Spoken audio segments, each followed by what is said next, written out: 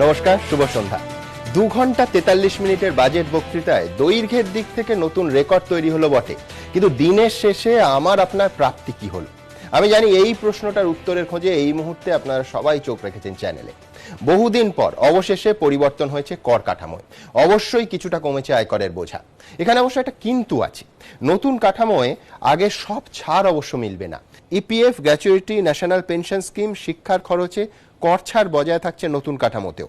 পরিকাঠামোয় বিপুল বিনিয়োগ আর শিক্ষায় বিদেশি লগ্নি প্রস্তাব দেওয়া হয়েছে বাজেটে। পাশাপাশি এলআইসির সরকারি শেয়ার বিক্রির ঘোষণাও হয়েছে বাজেটে, যার সমালোচনা ইতিমধ্যেই সরব হয়েছে বিরোধীরা। এর পাশাপাশি চোখ রাখবো আজকের অন্যতম গুরুত্বপূর্ণ খবরে। জামিয়া মিলিয়ার পর এবার গুলি চলল শাহিনবাগে। আমরা সেই আলোচনায় আসবো, কিন্তু তার আগে শুরুতেই আপনাদের দেখাবো পরিবর্তিত কর কাঠামোয় কি পাচ্ছি আমরা। আসুন। একদিকে আয়করে বড়সড় ছাড়, অন্যদিকে ছাড়ের একাধিক রাস্তা বন্ধ। একদিকে কর কমালেন, অন্যদিকে কেড়ে নিলেন ছাড়ের বেশ কিছু সুবিধে। এক ঢিলে দুই পাখি মারলেন নির্মলা সীতারামন। ব্যক্তিগত আয়কর কাঠামোয় অন্তর্ভুক্ত করলেন নতুন নিয়ম। সাধারণ বাজেটে কেন্দ্রীয় অর্থমন্ত্রীর প্রস্তাব, বার্ষিক করযোগ্য আয় 5 লক্ষ টাকা পর্যন্ত হলে লাগবে না কোনো কর। 5 থেকে 7.5 লক্ষ টাকা বার্ষিক করযোগ্য আয় কর দিতে হবে 10%। এতদিন যা ছিল 20%। 7.5 থেকে 10 লক্ষ টাকা বার্ষিক করযোগ্য আয় এখন কর 15%, আগে ছিল 20%। 10 থেকে 12.5 লক্ষ টাকায় আয়কর দিতে হবে 20%, আগে ছিল 30%। 12.5 লক্ষ থেকে 15 লক্ষ টাকা বার্ষিক করযোগ্য আয় আগে দিতে হতো 30% কর, এখন দিতে হবে 25%। এবং 15 লক্ষ টাকার বেশি যদি হয় বার্ষিক করযোগ্য আয়, তাহলে কর দিতে হবে আগের মতোই 30%। তবে এই নতুন হারে অর্থাৎ কম হারে কর দিতে চাইলে আয়করের পুরনো বেশিরভাগ ছাড়ই আর মিলবে না। তবে যারা আগের মতোই ছাড়ের সুবিধা নিতে চান, তাদের পুরনো হারেই আয়কর দিতে হবে। আয়করদাতারা বেছে নিতে পারবেন যে কোনো একটি বিকল্প। The new tax regime, sir, shall be optional for taxpayers. So there's no compulsion. Those who want to be in the old regime can continue to be in the old regime, in the old rates, in the whole sets of exemptions and deductions.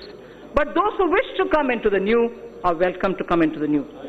An individual who is currently availing more deductions and exemptions under the Income Tax Act may choose to avail them and continue to pay the tax in the old regime. একদিকে আপনার এই income ট্যাক্সের তরফ থেকে রেটগুলোকে রিজিক করে 1041 কোটি টাকা মানে surplus in the hands of মানে স্যালারি আর্নার্স, সেটাকে কিন্তু প্রোভাইড করা হয়েছে। আশা করছি যে এটা থেকে কিছুটা কনজাম্পশনটা বাড়বে। তাহলে সাধারণ মানুষের লাভ কি হলো দেখে নেওয়া যাক অঙ্কটা। ধরা যাক তারাপদ দাশগুপ্ত বেসরকারি সংস্থায় চাকরি করেন, বার্ষিক আয় 7.5 লক্ষ টাকা। আগের হিসেব অনুযায়ী প্রথম 2.5 লক্ষ টাকা করমুক্ত, 80সিতে ছাড় 1.5 লক্ষ টাকা।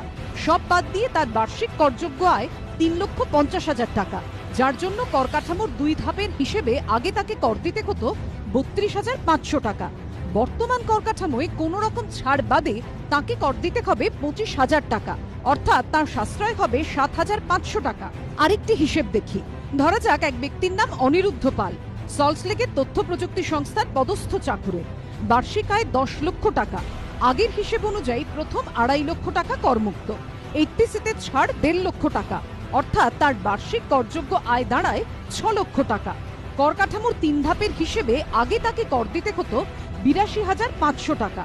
বর্তমানে কোনো ছাড় ছাড়া কর কাঠামোর 3 ধাপে তাকে কর দিতে হবে 75,000 টাকা, অর্থাৎ সাশ্রয় হবে 7,500 টাকা। যে নতুন ট্যাক্স স্ট্রাকচারে মানে অ্যাপারেন্টলি মনে হলো যে কমে গেছে 10%, কিন্তু 10% তো কমেনি, অ্যাকচুয়ালি এক্সামশন উঠিয়ে দিয়েছে। ও বলেছে 70টা এক্সামশন কমিয়ে দিয়েছে। এই 70টার মধ্যে আমাদের 80C পড়ে। জেনারেলি লোক যেমন প্রভিডেন্ট ফান্ড, হাউসিং ফাইন্যান্সে, হাউসিং লোন, এইগুলো যদি না থাকে তাহলে তাকে ক্যালকুলেট করে দেখতে হবে যে আগের রিজিমে যে ও যদি পুরনো রেট অনুযায়ী দেয়, তাহলে তো আমার মনে হয় ওর ট্যাক্স লায়াবিলিটি লাগবে না। নতুনেতে চায় 5 লাগলেও লাগবে, 10 লাগলেও লাগবে। এবার ধরা যাক এক ব্যক্তির নাম অশোক সেন, বহুজাতিক সংস্থার পদস্থ কর্তা। বার্ষিক আয় 15 লক্ষ টাকা। প্রথম 2.5 লক্ষ টাকা ছিল করমুক্ত, 80সিতে ছাড় ছিল 1.5 লক্ষ টাকা। সব বাদ দিয়ে অশোকের বার্ষিক করযোগ্য আয় ছিল 11 লক্ষ টাকা, যার জন্য আগের কর কাঠামো অনুযায়ী 5 ধাপের হিসেবে তাকে কর দিতে হতো 2,17,500 টাকা। এখন ছাড়ের রাস্তা অনেকটাই বন্ধ। কোনো রকম ছাড় বাদে বর্তমান কর কাঠামোতে 5 ধাপের হিসেব অনুযায়ী তাকে কর দিতে হবে 1,87,500 টাকা, অর্থাৎ অশোকের সাশ্রয় হবে 30,000। এবিপি আনন্দ। দৈর্ঘ্যের দিক থেকে নিঃসন্দেহে ঐতিহাসিক বাজেট, তবে শেষ পর্যন্ত কি পেলাম আমরা সেই প্রশ্নে আলোচনা করব। শুরুতে প্রত্যেকের কাছে আসব, আমি প্রত্যেককে বলবো যে 10-এর মধ্যে একটা নাম্বার দিতে, এই বাজেটকে 10-এ কে কত দেবেন এবং তার সঙ্গে একটা ওয়ান লাইনার কি জন্য দিচ্ছেন। প্রথমে সায়ন্তন বসু।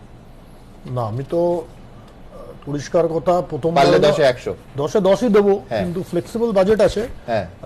মধ্যবিত্ত বলুন, ইনফ্রাস্ট্রাকচার ডেভেলপমেন্টের জন্য এত পরিমাণ হিউজ ইনভেস্টমেন্টের কথা এর আগে ভারতবর্ষের কোনো বাজেটে হয়নি। 1 লক্ষ কোটি টাকার বরাদ্দ শিক্ষা ক্ষেত্রে হয়েছে, রেকর্ড বরাদ্দ স্বাস্থ্য ক্ষেত্রের জন্য হয়েছে, কৃষকের জন্য আলাদা বরাদ্দের কথা বলা 10 দিচ্ছেন সায়ন্তন বসু। পার্থভৌমিক। আমি 10-এ 0 দেব। ভবিষ্যতের স্বপ্নের হাতছানি দেখিয়ে বর্তমানের ভবিষ্যৎকে মৃত্যুর দিকে এগিয়ে দেওয়া। 10-এ 0, 10-এ 10, 10-এ 0, চরম বৈপরীত্য। অর্ঘমিত্র, ট্যাক্স কনসালটেন্ট। আমি দেব 10-এ 6। তার কারণ হচ্ছে এক্সপেকটেশন অনেক ছিল এবং একটা কঠিন আর্থিক পরিস্থিতির মধ্যে দিয়ে আমরা যাচ্ছি, সেটা আমরা সবাই জানি, যার জন্য সকলেরই একটা এক্সপেকটেশন ছিল একটা নতুন কিছু হবে এবং যেটাতে মানে এমপ্লয়মেন্ট জেনারেশন হবে, যেটা আজকের দিনে সবার আগে দরকার। তো সেই হিসেবে এই বাজেটে বিশেষ কিছু নেই, কিন্তু আমি 6 কেন দিচ্ছি, এক হচ্ছে এই পরিস্থিতির মধ্যে উনি হয়তো করেছেন, সেই জন্য সেটা কিছুটা মানতে হবে। এবং সেকেন্ডলি রুরাল মানে গ্রামীণ সেক্টরে এবারে অনেকগুলো মানে শুধুমাত্র কৃষি ক্ষেত্রে না, ধরুন poultry, dairy, solar, electricity generation, মানে অন্য অনেক ক্ষেত্রে গ্রামীণ অর্থনীতির জন্য এবারে বেশ কিছু বরাদ্দ হয়েছে। 2,83,000 কোটি টাকা। আমি অভিরূপ সরকার, 10-এ কত? আমি 10-এ 5 দেব। আচ্ছা, এর কারণ হচ্ছে যে বাজেটে নতুন কিছু নেই। অনেক কথা উনি বক্তৃতার সময় বললেন বটে, কিন্তু আমি পরে সংখ্যাগুলো মিলিয়ে দেখলাম। রুরাল ডেভেলপমেন্টে, ধরে যাক এগ্রিকালচারে, আগের বার যে বরাদ্দটা হয়েছিল মোট এক্সপেন্ডিচারে, তার থেকে সামান্য কমেছে। শিক্ষা খাতে যেটা আগের বছরের বরাদ্দ ছিল 3.5%, এবার 3.2%। হেলথেও সামান্য কমেছে। 100 দিনের কাজেও তাই। 100 দিনের কাজেও তাই। অতএব আমি ঐতিহাসিক তো বলবোই না, বলবো যে যেটা গতানুগতিক উনি সেটাই করেছেন।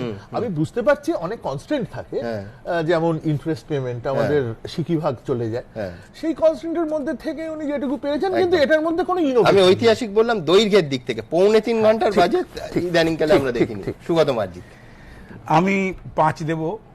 আমার ক্ষেত্রে অবশ্য কারণটা এই যে এই কঠিন অর্থনৈতিক পরিস্থিতিতে যেই বাজেটটা আমরা এক্সপেক্ট করেছি মানে সরকারের কি করা আছে, তিনি বলবেন ইনফ্রাস্ট্রাকচার ইনভেস্টমেন্ট হবে, যে জিনিসগুলো বলার সেগুলো তিনি বলেছেন, কিন্তু মধ্যবিত্ত আজকে সত্যি খুব সাফার করে গেল। মধ্যবিত্তের অনেক এক্সপেকটেশন ছিল।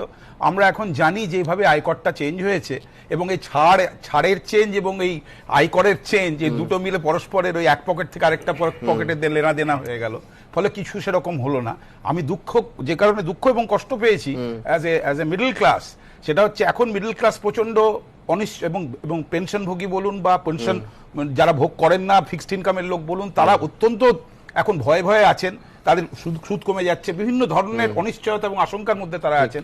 তার মাঝখানে আরেকটা বাড়তি আশঙ্কা যোগ হলো, সেটা হচ্ছে এলআইসি হচ্ছে আমাদের একটা স্তম্ভের মতো, মানে বিশ্বাসের স্তম্ভ, একটা মধ্যবিত্ত বলুন নিম্নবিত্ত বলুন, এই স্তম্ভের এটার একটা সিম্বলিক ব্যাপারও রয়েছে, সেটা ওনারা মানছেন না বা মানলেন না।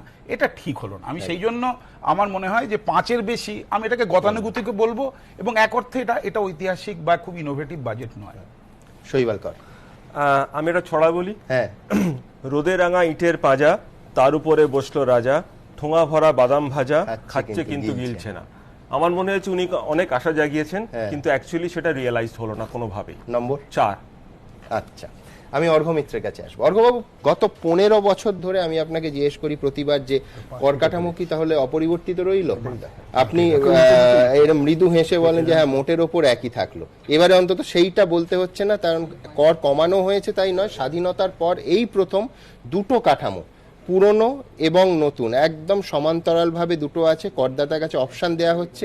এই নতুন কাঠামোয় ইপিএফ, গ্র্যাচুইটি, শিক্ষার খরচ, ন্যাশনাল পেনশন স্কিমের ছাড়ের যেরকম সুযোগ আছে, এবং হাউজিং লোন যেটা একটা বড় অংশ সবারই এখনো পর্যন্ত থাকে, এলটিসির মতো ক্ষেত্রে সেই কর ছাড়ের সুযোগ কিন্তু এবার মিলছে না। একটা তফাৎ হয়েছে এবং সবাইকে হয়তো বসে বসে এখন হিসেব করতে হবে ঠান্ডা মাথায় যে কোন পুরনো না নতুন, কোন কর কাঠামোটায় গেলে সর্বোচ্চ লাভ হবে। সব থেকে বেশি লাভ কাদের হলো আয়করের দিক থেকে? দেখুন, আমাদের আয়কর খুব কমপ্লিকেটেড, এ বিষয়ে কোনো সন্দেহ নেই। এই কমপ্লিকেশনটা কি করে মানে সরলীকরণ করা যায় সেটা আজ বহু বছর ধরে এই নিয়ে অনেক আলোচনা, অনেক মানে তর্ক বিতর্ক এবং অনেক প্যানেল হয়েছে। এবং ডাইরেক্ট ট্যাক্স কোড এর প্রথমবার একবার হয়েছিল আজ থেকে প্রায় 10-12 বছর আগে, এবং গত বছর নতুন প্যানেল ডাইরেক্ট ট্যাক্স কোড যেটা পেশ করেছিলেন, সেখানে বেসিক্যালি এইটা ছিল সাজেশন টু দ্য গভর্নমেন্ট যে তোমরা আস্তে আস্তে কর রেটটাকে কমিয়ে দাও। এবং আমাদের ইনকাম ট্যাক্সের সবচেয়ে বেশি প্রবলেম হচ্ছে আমরা নিজেরাও খুব লিটিগেশন পছন্দ করি, ভারতীয়রা ইন জেনারেল, এবং because the law itself is so complicated, এখানে লিটিগেশনের অনেক স্কোপ আছে এবং আমাদের ট্যাক্স অ্যাডমিনিস্ট্রেশনেরও অনেক প্রবলেম আছে। তো সেই জন্য তার সলিউশন হিসেবে বলেছিল যে তোমরা ট্যাক্স রেটটাকে কমিয়ে দাও, কারণ আমাদের রেট, বেসিক রেটগুলো খুব বেশি, এবং তোমরা ধাপে ধাপে এই এক্সেমশন, ডিডাকশন এগুলোকেও তুলে দাও। দেখুন, এক্স্যাক্টলি বাজেটের পর যে প্রথম প্রেস কনফারেন্স, তাতে কেন্দ্রীয় অর্থমন্ত্রী এটাই বলেছে যে লং টার্ম গোল যদি বলেন, লং টার্ম গোল হচ্ছে ক্রমশ কর কমানো এবং তার সঙ্গে ছাড়ও কমানো। এটাই তো বলছি, মানে এটাই ডাইরেক্ট ট্যাক্স কোডের রেকমেন্ডেশন ছিল, এবং উনি বলছেন যে এটা হচ্ছে প্রথম ধাপ।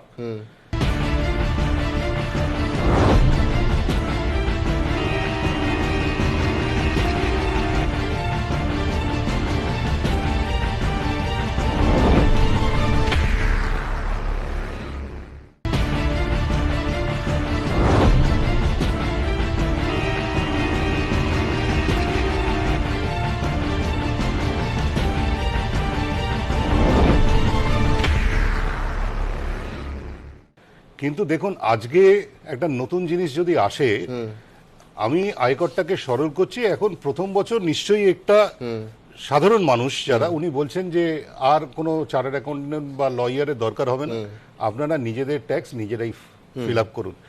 কিন্তু প্রথম বছর অন্তত আপনারা একটু দেখে শুনে করবেন, তার কারণটা আমি বলছি।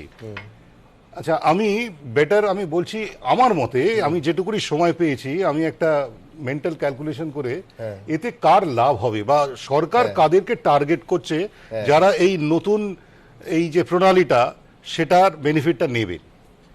দেখুন, আপনারা যে হিসেবগুলো দিলেন, যিনি 15 লক্ষ টাকা রোজগার করেন তিনি 1.5 লক্ষ টাকা এই বিভিন্ন ট্যাক্স সেভিং স্কিমে জমা দেন, এবং জমা দিলে তবেই তো আপনি বেনিফিট পাবেন। যিনি 6 লাখ বা 7 লাখ টাকা রোজগার করেন তার পক্ষে 1.5 লক্ষ টাকা ট্যাক্স সেভিং স্কিমে দেওয়া সম্ভব হয় না। তার ফলে কি হয়, উনারা এই পুরো 1.5 লাখ টাকার বেনিফিট তো নিতে পারেন না। আমাদের মানে প্র্যাকটিক্যাল হতে হবে। হয়তো ওনারা 30,000 40,000 টাকা যেটা ওনারা দেন, একটা এলআইসি পলিসি করলেন, কিছু প্রভিডেন্ট ফান্ড যদি স্যালারিড হয় তাহলে মানে গভর্নমেন্ট প্রভিডেন্ট ফান্ড বা রেকগনাইজ প্রভিডেন্ট ফান্ড, না হলে পাবলিক প্রভিডেন্ট ফান্ডে দিলেন, তো এই সব মিলে একজন সাধারণ মানুষ যিনি 6 লাখ টাকা মানে মাসে 50,000 টাকা, তো তার পক্ষে তো অত টাকা দেওয়া সম্ভব নয়। তো আমি যেটা মনে করি, এইখানে যেটা বেনিফিটেড হবে যাদের ইনকাম মোটামুটি 5-7-10 লাখের মধ্যে, এবং এটা মনে রাখতে হবে এটা কিন্তু শুধু আপনি স্যালারিড পিপল মানে চাকরিজীবী বললে হবে না, এটা কিন্তু যারা মাঝারি বা ছোট ব্যবসা করেন তাদের ক্ষেত্রে অনেক লাভ আছে। তার কারণ হচ্ছে ওখানে অনেকেই ইনকাম ট্যাক্স দেন না ভয়ে, এবং উনাদের পক্ষে এই ডিডাকশনগুলো বা ক্লেম করারও অনেক প্রবলেম আছে, তার জন্য আবার সেটাকে প্রমাণ করা। তো এই স্কিমটাতে উনারা একটা লোয়ার রেটে ট্যাক্স দিতে পারবেন, যে কম রেট দিয়ে আমি আমার একটা ইনকাম ট্যাক্স আজকে একটা কিন্তু মানসিক পরিবর্তন এসছে এবং আমজনতা মোটামুটি মধ্যবিত্ত তারা চায় যে আমি ট্যাক্স দিলাম কিন্তু আমার যাতে কোনো ঝামেলা না হয়, একটা ভয়, এটা ওভার দ্য ইয়ার্স 70 বছর ধরে তৈরি হয়েছে এবং এইখানে তাদেরকে ট্যাক্স নেটে নিয়ে আসা এটা একটা বিরাট। তো এই জন্য আমার মতে যারা কম ইনকাম, ধরুন কম মানে মধ্যবিত্ত, যারা ধরুন 5 থেকে 10 লাখের মধ্যে এবং যারা অত ট্যাক্স সেভিংস নিতে পারেন না, কারণ আপনাদের মনে রাখতে হবে যারা স্যালারিড পিপল তারা কিন্তু মনে রাখবেন আপনি যদি এই কম রেটে নিতে যান তাহলে আপনাকে অনেক কিছু হারাতে হবে। আপনি স্ট্যান্ডার্ড ডিডাকশন পাবেন না, আপনি হাউজিং লোনের ইন্টারেস্টেড বেনিফিট পাবেন না, আপনি কোন রকম এলটিএ বা অন্যান্য অ্যালাওয়েন্স যেগুলো পান ট্যাক্স ডিডাকশন সেইগুলো পাবেন না। তো ওইখানে তাদের ক্ষেত্রে 10 থেকে 15 আমি থামরুলে বলছি, তাদের জন্য হাতে রইল পেন্সিল। একদম হ্যাঁ ডেফিনেটলি সেটা হচ্ছে অর্ঘবাবু ঠিকই বললেন, কিন্তু একটা কথা হচ্ছে আমি সিনিয়র সিটিজেনদের দিক থেকে বলছি। সিনিয়র সিটিজেনরা তো সুদের টাকায় চালান, অনেকেরই পেনশন নেই, বেশিরভাগেরই পেনশন নেই। এবার সুদের ওপরে একটা 50,000 টাকার ছাড় ছিল, সেটা উঠে গেল, তার ফলে তারা কিন্তু খুব ক্ষতিগ্রস্ত হবেন। সুগত যেটা বললো মধ্যবিত্তর কথা ভাবেননি, সেটা একদম সত্যি, একদম।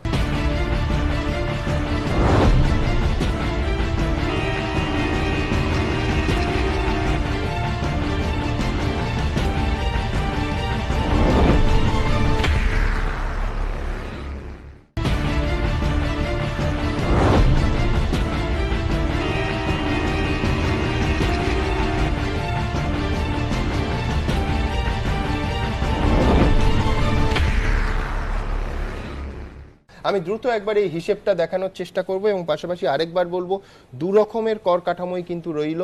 যারা ছাড় পেতে এবং বিশেষ করে হোম লোনের ক্ষেত্রে ছাড় পেতে আগ্রহী তারা পুরনো কর কাঠামো ফলো করতে পারেন, সেই অনুযায়ী তাদের আয়কর জমা দিতে পারেন। আর নতুন কর কাঠামো পাশাপাশি একদম সমান্তরালভাবে এই প্রথম স্বাধীনতার পরে দুটো কর কাঠামোই রইল ভারতবর্ষের ইতিহাসে। দেখুন, that in the long run we will be gradually able to remove all exemptions, and in India your personal income tax, the entire framework should be simple and a very low rate without difficulties in compliance.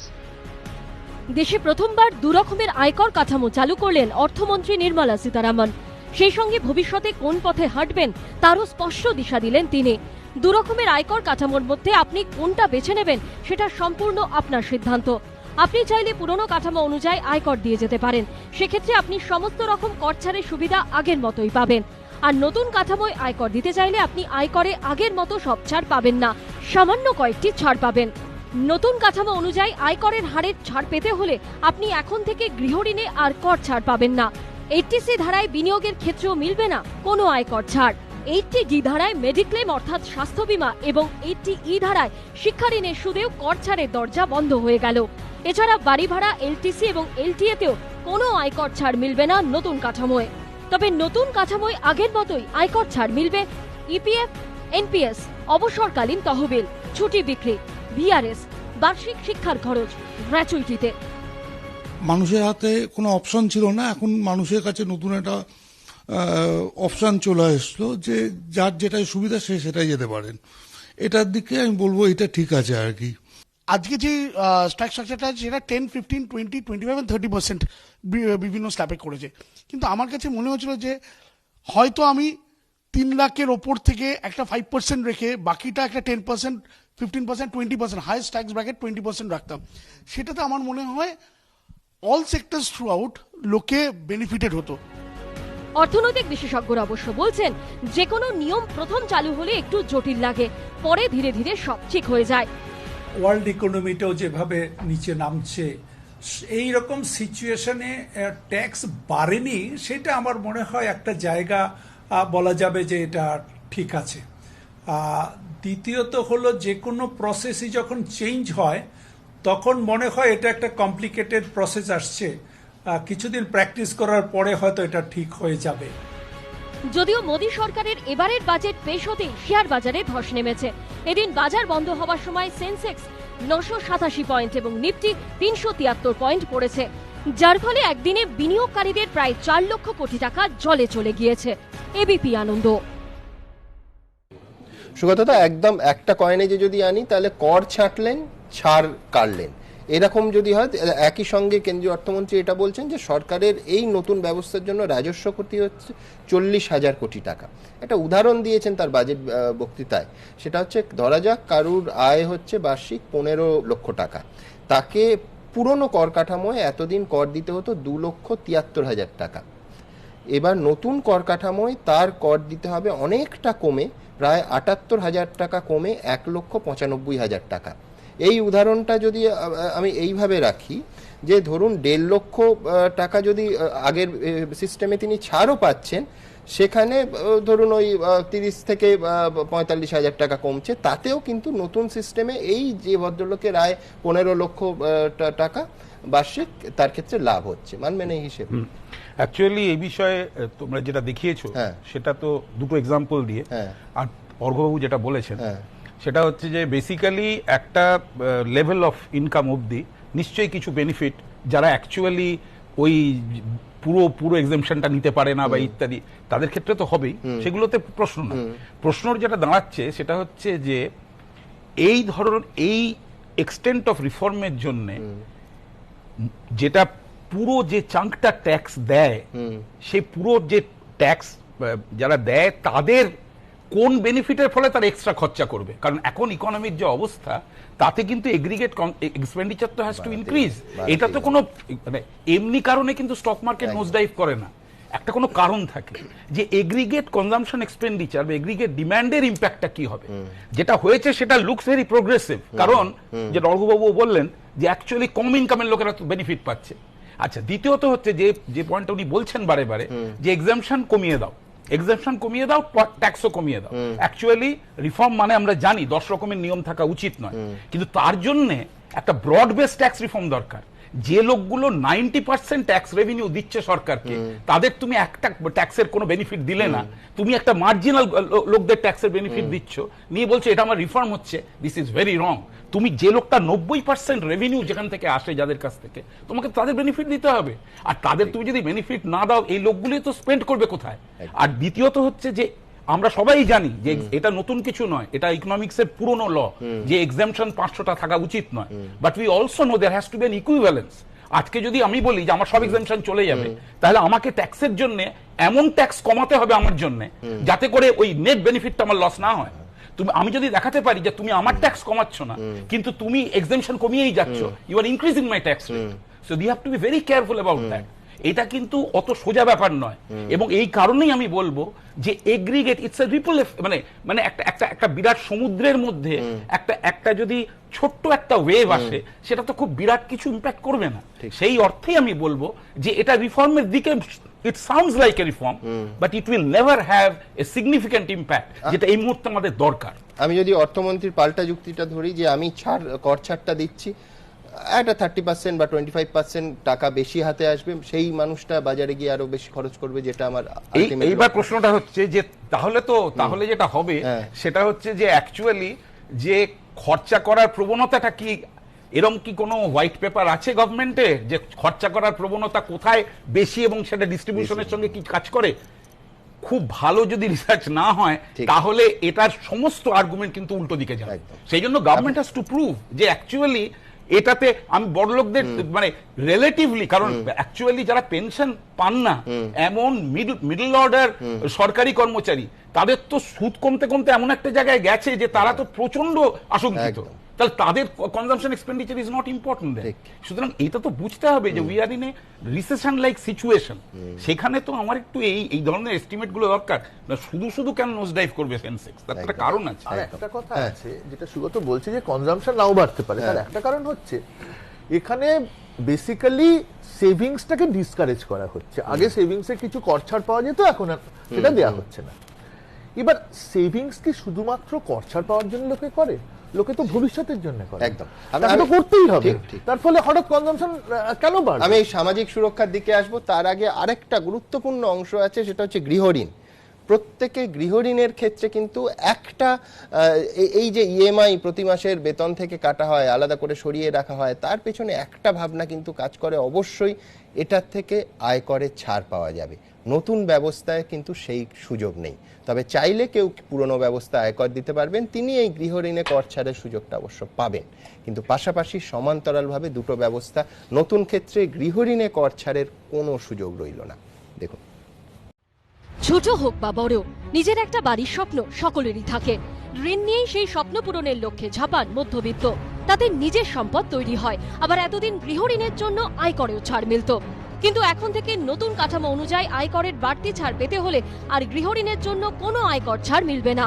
এতেই হতাশ অনেকেই, যেমন রানা পরিবার। স্বামী স্ত্রী দুজনেই চাকরি করেন, সদ্য ঋণ নিয়ে একটি ফ্ল্যাট কিনেছেন। পরিকল্পনা ছিল সেই গৃহঋণ দেখিয়ে আয়করে কিছুটা ছাড় মিলবে, কিন্তু বাজেটের ঘোষণা শোনার পর তারা কিছুটা বিভ্রান্ত। এখন গৃহঋণ দেখিয়ে কর ছাড়ের সুবিধা নিতে গেলে পুরনো কাঠামোয় বেশি হারে আয়কর দিতে হবে, আবার আয়কর কমানোর আশায় নতুন কাঠামোয় গেলে গৃহঋণ দেখিয়ে কোনো ছাড় পাওয়া যাবে না। আমিও যখন হোম লোন নিয়েছিলাম, আমার কারেন্ট ফ্ল্যাটটা যেটা আছে সেটাও আমি লোনের মাধ্যমেই নিয়েছি।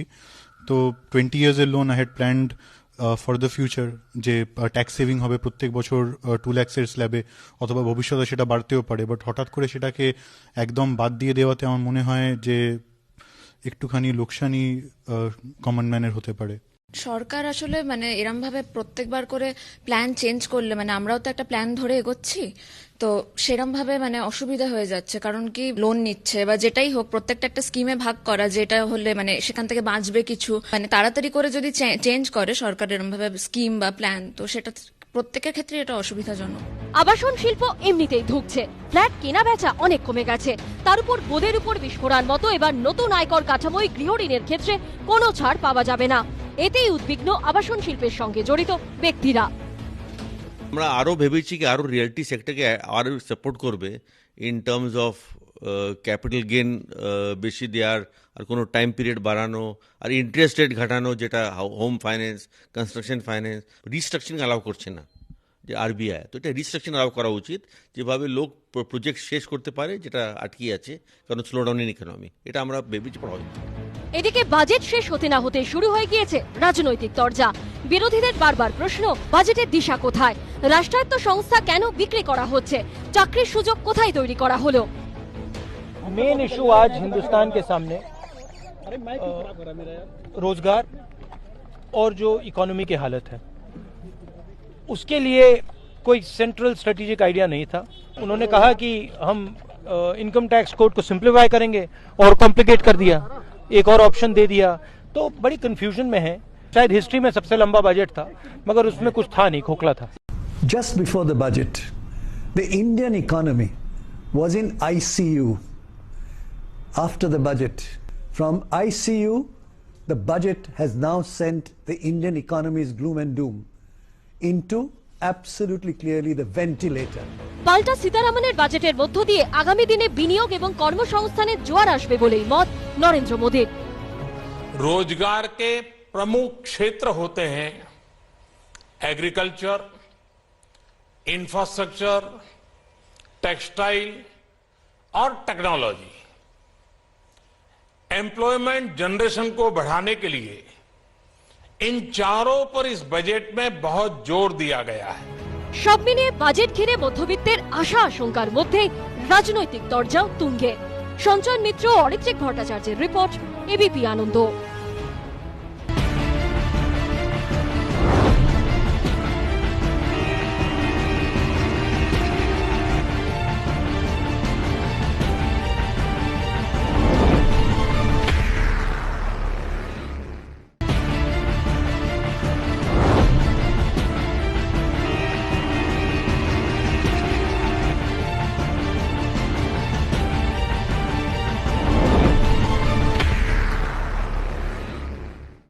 শৈবালবাবু, নোটবন্দির পর রিয়েল এস্টেট এমনিতেই ঢুকছিল, এবার হোম লোনের ক্ষেত্রে এই কাঠামোয় কোনো রিলিফ না থাকায় একদিকে যেমন ইন্ডিভিজুয়াল ট্যাক্স পেয়ার যদি কেউ ইতিমধ্যেই কিনে থাকেন তার প্ল্যানিংয়ে সমস্যা হচ্ছে, শুধু তাই নয় রিয়েল এস্টেট ব্যবসায় যে অক্সিজেনটা অনেকে আশা করেছিলেন যে কিছু একটা হবে, যেহেতু একেবারে মুখ থুবড়ে পড়েছে ইন্ডাস্ট্রি, সেটা হলো হচ্ছে। অ্যাবসলিউটলি। আমার নিজেরও ঋণ আছে ব্যাংক থেকে হাউজিং এর ফ্ল্যাটের পিছনে, এবং এই ঋণের পরিমাণ কিন্তু ইএমআই চেঞ্জ করে প্রত্যেক মাসে, কারণ আপনার ইন্টারেস্ট রেটগুলো, এটাকে ব্যাংকেরও সমস্যা যে ব্যাংক কিন্তু পাস থ্রু করে না, অর্থাৎ রিজার্ভ ব্যাংকে যে রেটগুলো চেঞ্জ হয় ব্যাংক সঙ্গে সঙ্গে সেগুলো পাস থ্রু করে না, ফলে একটা প্ল্যান করতেই হয় যে এইভাবে ইএমআই দেবো এটসেট্রা এটসেট্রা। সেখানে কিন্তু একটা সমস্যা হলো যে আমি যদি নতুন কাঠামোয় যাই তাহলে আমি ওগুলো আর পাবো না। অন দি আদার হ্যান্ড আরও যেটা সমস্যার কথা সেটা হচ্ছে অন্য অনেক কিছুর উপর থেকে ছাড় উঠে যাওয়ার কারণে আপনার ইন্স্যুরেন্স, অর্থাৎ ধরুন হেলথ ইন্স্যুরেন্স, পারিবারিক যে কারণে ইন্স্যুরেন্সগুলো সেগুলো সমস্ত কিন্তু মেডিক্লেম সব কিন্তু বাড়তে শুরু করেছে, কারণ সরকার অনেক সস্তায় সবাইকে ইন্স্যুরেন্স দেওয়ার চেষ্টা করছেন, যেটা ট্রান্সলেটেড হচ্ছে যারা ইন্স্যুরেন্স কিনছেন তাদের উপরে। ফলে ছাড় উঠে যাওয়া মানেই হচ্ছে যে আমায় কিন্তু অনেক বেশি দামে ওটা কিনতে হবে, ছাড় থাকার দরুন আমার অ্যাডিশনাল পোর্শনটা কম গায়ে লাগতো। ফলে এইগুলো মিলিয়ে অ্যাকচুয়ালি যারা ট্যাক্স দিচ্ছেন তাদের উপর অনেক বেশি এমফাসাইজ করা হলো যে এরা ট্যাক্স দেবেন এবং আরো বেশি করে দেবেন, এইটা কিন্তু খানিকটা এক্সটর্শনের মতো মনে হচ্ছে আমার এই মুহূর্তে। অভিরূপ দা, আরেকটা কথা আপনি বলছিলেন সেটা হচ্ছে দেখুন এই পুরো ট্যাক্স ছাড়ের দিকগুলোর অসম্ভব গভীর সামাজিক দিকও ছিল, যেটা হচ্ছে আমাদের মতো দেশে যেখানে সামাজিক সুরক্ষা কম সেখানে একদিকে সঞ্চয়ের দিকটা মানে কোথাও একটা ফোর্স সেভিং হচ্ছে, সেটা পিপিএফ এর মানুষ বাধ্য হচ্ছেন, ছাড়েরই হয়তো প্রলোভনটা সব থেকে বেশি, কিন্তু তার একটা সঞ্চয় হচ্ছিল। অধিকাংশ সংগঠিত ক্ষেত্রে অধিকাংশ পেশায় পেনশন নেই, তার ক্ষেত্রে আফটার রিটায়ারমেন্ট একটা হিউজ লামসাম টাকা তার হাতে আসছিল, এবং যেটা শৈবালবাবু বলছিলেন মেডিক্লেম, আমার মনে হয় যে সামাজিক সুরক্ষার ক্ষেত্রে সম্পূর্ণ অন্য একটা ব্যক্তিও ছিল এই কর ছাড় ছাড়াও, সেটা কোথাও ধাক্কা খাবে তো? সে তো বটেই। এখন বিদেশে আমেরিকায়, কানাডা, ইউরোপে অনেক বেশি খরচ করে লোকে, তাদের আয়ের অনেক বেশি অংশ খরচা করে, কারণ সেখানে একটা সোশ্যাল সিকিউরিটি আছে। আমাদের যেহেতু সোশ্যাল সিকিউরিটি নেই, আমাদের জমাতে হয়, টাকা জমাতে হয়। এই বাজেটে সেই সঞ্চয়টাকে ডিসকারেজ করা হচ্ছে, সেটা কিন্তু এটার লং রান এফেক্ট কখনোই ভালো হতে পারে না।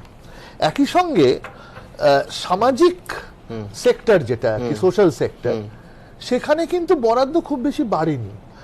মানে যেটা আমি একটু আগেও বলছিলাম যে আগের বছরের তুলনায় আমি যদি টোটাল এক্সপেন্ডিচারের পার্সেন্টেজ হিসেবে দেখি, তাহলে শিক্ষা, স্বাস্থ্য, সামাজিক ক্ষেত্র, এগুলো সবকটাতেই বরাদ্দ সামান্য হলেও কমেছে। মূলত যেটা বেড়েছে, কোথাও না কোথাও বাড়তেই হবে, কারণ যোগ করে তো 100 আসতে হবে, 100% বেড়েছে হচ্ছে ব্যাংকগুলোকে টাকা দেয়া হবে, অর্থাৎ ফাইন্যান্সে একটা বড় অংশ বেড়েছে, প্রায় 5 গুণ বেড়েছে। তার কারণ ব্যাংকগুলোকে রিভাইটালাইজ করা হবে, সেটা অবশ্য খারাপ আমি একবারও বলবো না। আর আরেকটা যেটা বেড়েছে সেটা হচ্ছে রাজ্যগুলোকে আরেকটু বেশি টাকা দেয়া হচ্ছে। সেটা অবশ্য আবার এখানে একটা কথা আছে, 15 ফিনান্স কমিশন বলছে যে মোট রাজস্বের যে অংশটা দেয়া হতো আগে 42%, সেটা 1% কমানো হোক, কিন্তু মোট রাজস্বটা তো বেড়েছে, তার ফলে রাজ্যগুলো একটু বেশি টাকা পাচ্ছে। আমি সরি, এদিকে বহু রাজ্য কিন্তু জিএসটির ভাগ পাচ্ছেন না, সেটা ঠিক। আমি রাজনীতির মানুষদের কাছে আসবো, তার আগে অর্ঘ্যবাবুর কাছে আরেকটা কম্পোনেন্ট নিয়ে আলোচনা করতে চাইবো, সেটা হচ্ছে হাউস রেন্ট, বাড়ি ভাড়া। সেক্ষেত্রে এই নতুন কাঠামোয় নতুন কাঠামোতে আপনি যদি কম রেটে যান, তাহলে হাউস রেন্ট অ্যালাউন্স যদি আপনি পান তার পুরোটাই ট্যাক্সেবল, ওখানে কোনো ছাড় পাবেন না।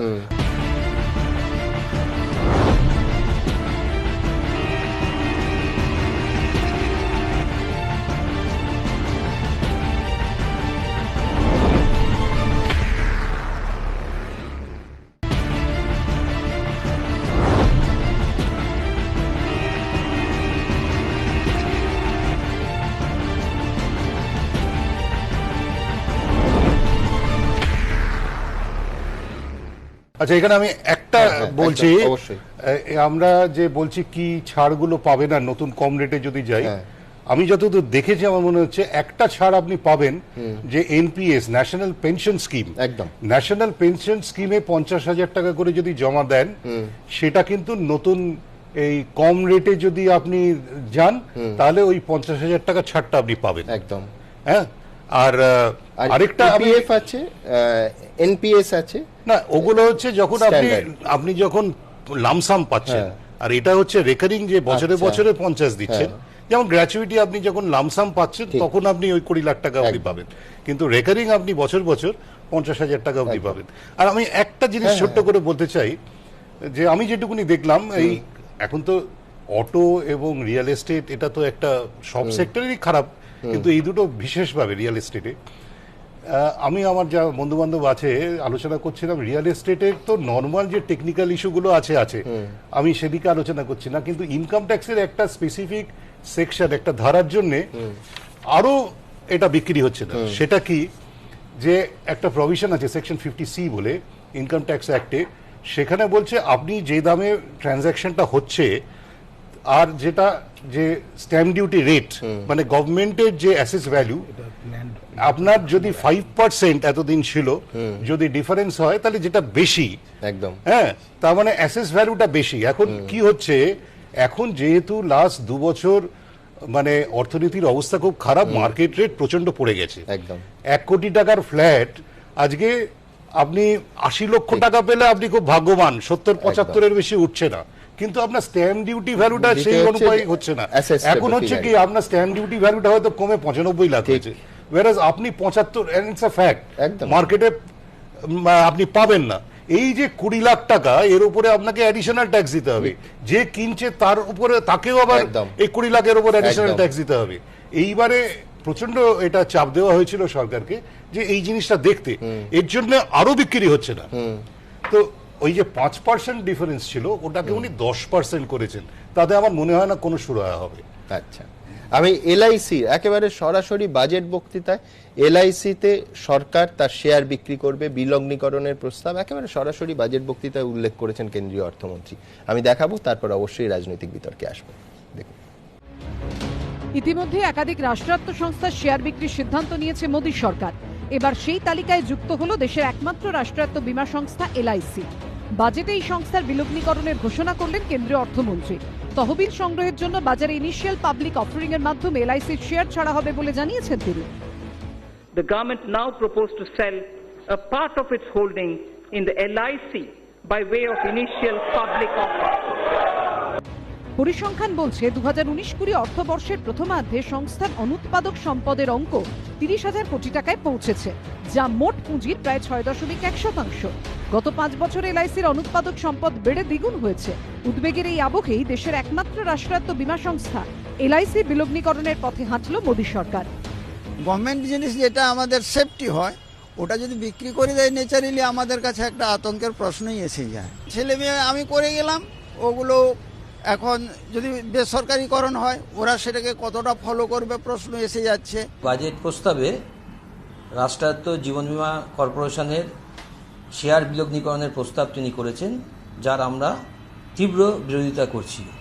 এই ধরনের একটি সংস্থাকে আজকে দেশি বিদেশি কর্পোরেট পুঁজির স্বার্থে উন্মুক্ত করে দেওয়ার এই যে চেষ্টা আমাদের দেশের কেন্দ্রীয় সরকার করছিলেন, তার আজকে একটা আনুষ্ঠানিক ঘোষণা আমাদের দেশের অর্থমন্ত্রী আজকে সংসদে বাজেট প্রস্তাব পেশের মধ্যে দিয়ে তিনি করেছেন। আমরা বীমা কর্মচারীদের নিয়ে রাস্তায় নেবে সরকারের এই সিদ্ধান্তের প্রতিবাদ এবং প্রয়োজনে আমরা প্রতিরোধ আমরা সেটা করব। এই নিয়ে আন্দোলনে যাওয়ার হুঁশিয়ারিও দিয়েছে এলআইসির কর্মচারী সংগঠন। এর বিরুদ্ধে প্রতিবাদ করতে গিয়ে 2 ঘন্টার একটা ফ্ল্যাশ স্ট্রাইক, 2 ঘন্টার বা 1 ঘন্টার যাই হোক না কেন, গোটা দেশে করে বৃহত্তর আন্দোলনের মধ্যে যাব। এটা 2-1 দিনের মধ্যেই আমরা সিদ্ধান্ত চলে আসবে, সোমবারও হতে পারে, মঙ্গলবারও হতে পারে। যদিও অর্থনীতিবিদদের একাংশ বিলগ্নীকরণের সিদ্ধান্তের মধ্যে পেশাদারিত্বের ছাপই দেখছে। ব্যাংকের ডেটের সঙ্গে এলআইসির একটা ফারাক আছে, তো যেহেতু এটা সরকার নিজেই ডিসাইড করছে ইন এ গুড ওয়ে, আমি তো মনে করবো এটা ঠিকই হচ্ছে যে তুমি শেয়ার পার্টিসিপেশন নিয়ে আসছে, তার মানে মুনাফার তো দেওয়ার সময়, ডিভিডেন্ড দেওয়ার সময় আরেকটা পার্টি আসবে, প্রাইভেট পাবলিক ফরেন যেই আমার শেয়ার নেবে আমার টাকাটা তো এসে যাবে, আমি তো মালিকানা দিয়ে দিচ্ছি না। এলআইসির কি ভ্যালু আমাদের কারোর কোনো আইডিয়াই নেই, হ্যাঁ, কিন্তু এটা তো ইন এ ওয়ে এটা খুবই ভালো, এবং মার্কেটের কন্ট্রোল আসা শেয়ারসের ওপরে এটা কিন্তু অলওয়েজ এফিসিয়েন্সি বাড়ায়। এলআইসির মতো আইডিবিআই ব্যাংকের শেয়ারও বিক্রি করা হবে বলে বাজেটে ঘোষণা করা হয়েছে। এই নিয়ে সুর চড়িয়েছেন মমতা বন্দ্যোপাধ্যায়। তিনি টুইট করে বলেন, কেন্দ্রীয় সরকার যেভাবে ঐতিহ্যবাহী রাষ্ট্রায়ত্ত সংস্থাগুলির ওপর আঘাত হানছে তা দেখে বিস্মিত এবং হতভম্ব। নিরাপদ মনে করার দিন শেষ, একটা যুগের অবসান। যারা সাম্প্রদায়িক দল হয় তারা সবসময় বিভেদ করে নেয়, করে নিয়ে তাদের অন্য এজেন্ডা থাকে।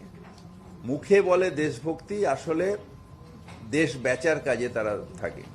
দেশকে মা বলছে, অথচ মায়ের সব গয়নাগাটি বেচে দিচ্ছে। তাহলে সে কত সুসন্তান, এটা প্রশ্ন থাকবে। Middle class budget, pro wealth creation budget, pro industry budget, pro farmer budget, तो लगभग जितने चैनल्स में देख रहा हूँ उसमें एक बड़ा पॉजिटिविटी का माहौल है। पर्सनल टैक्स रेट्स कम किए हैं तो कंजम्पशन को बूस्ट मिलेगा।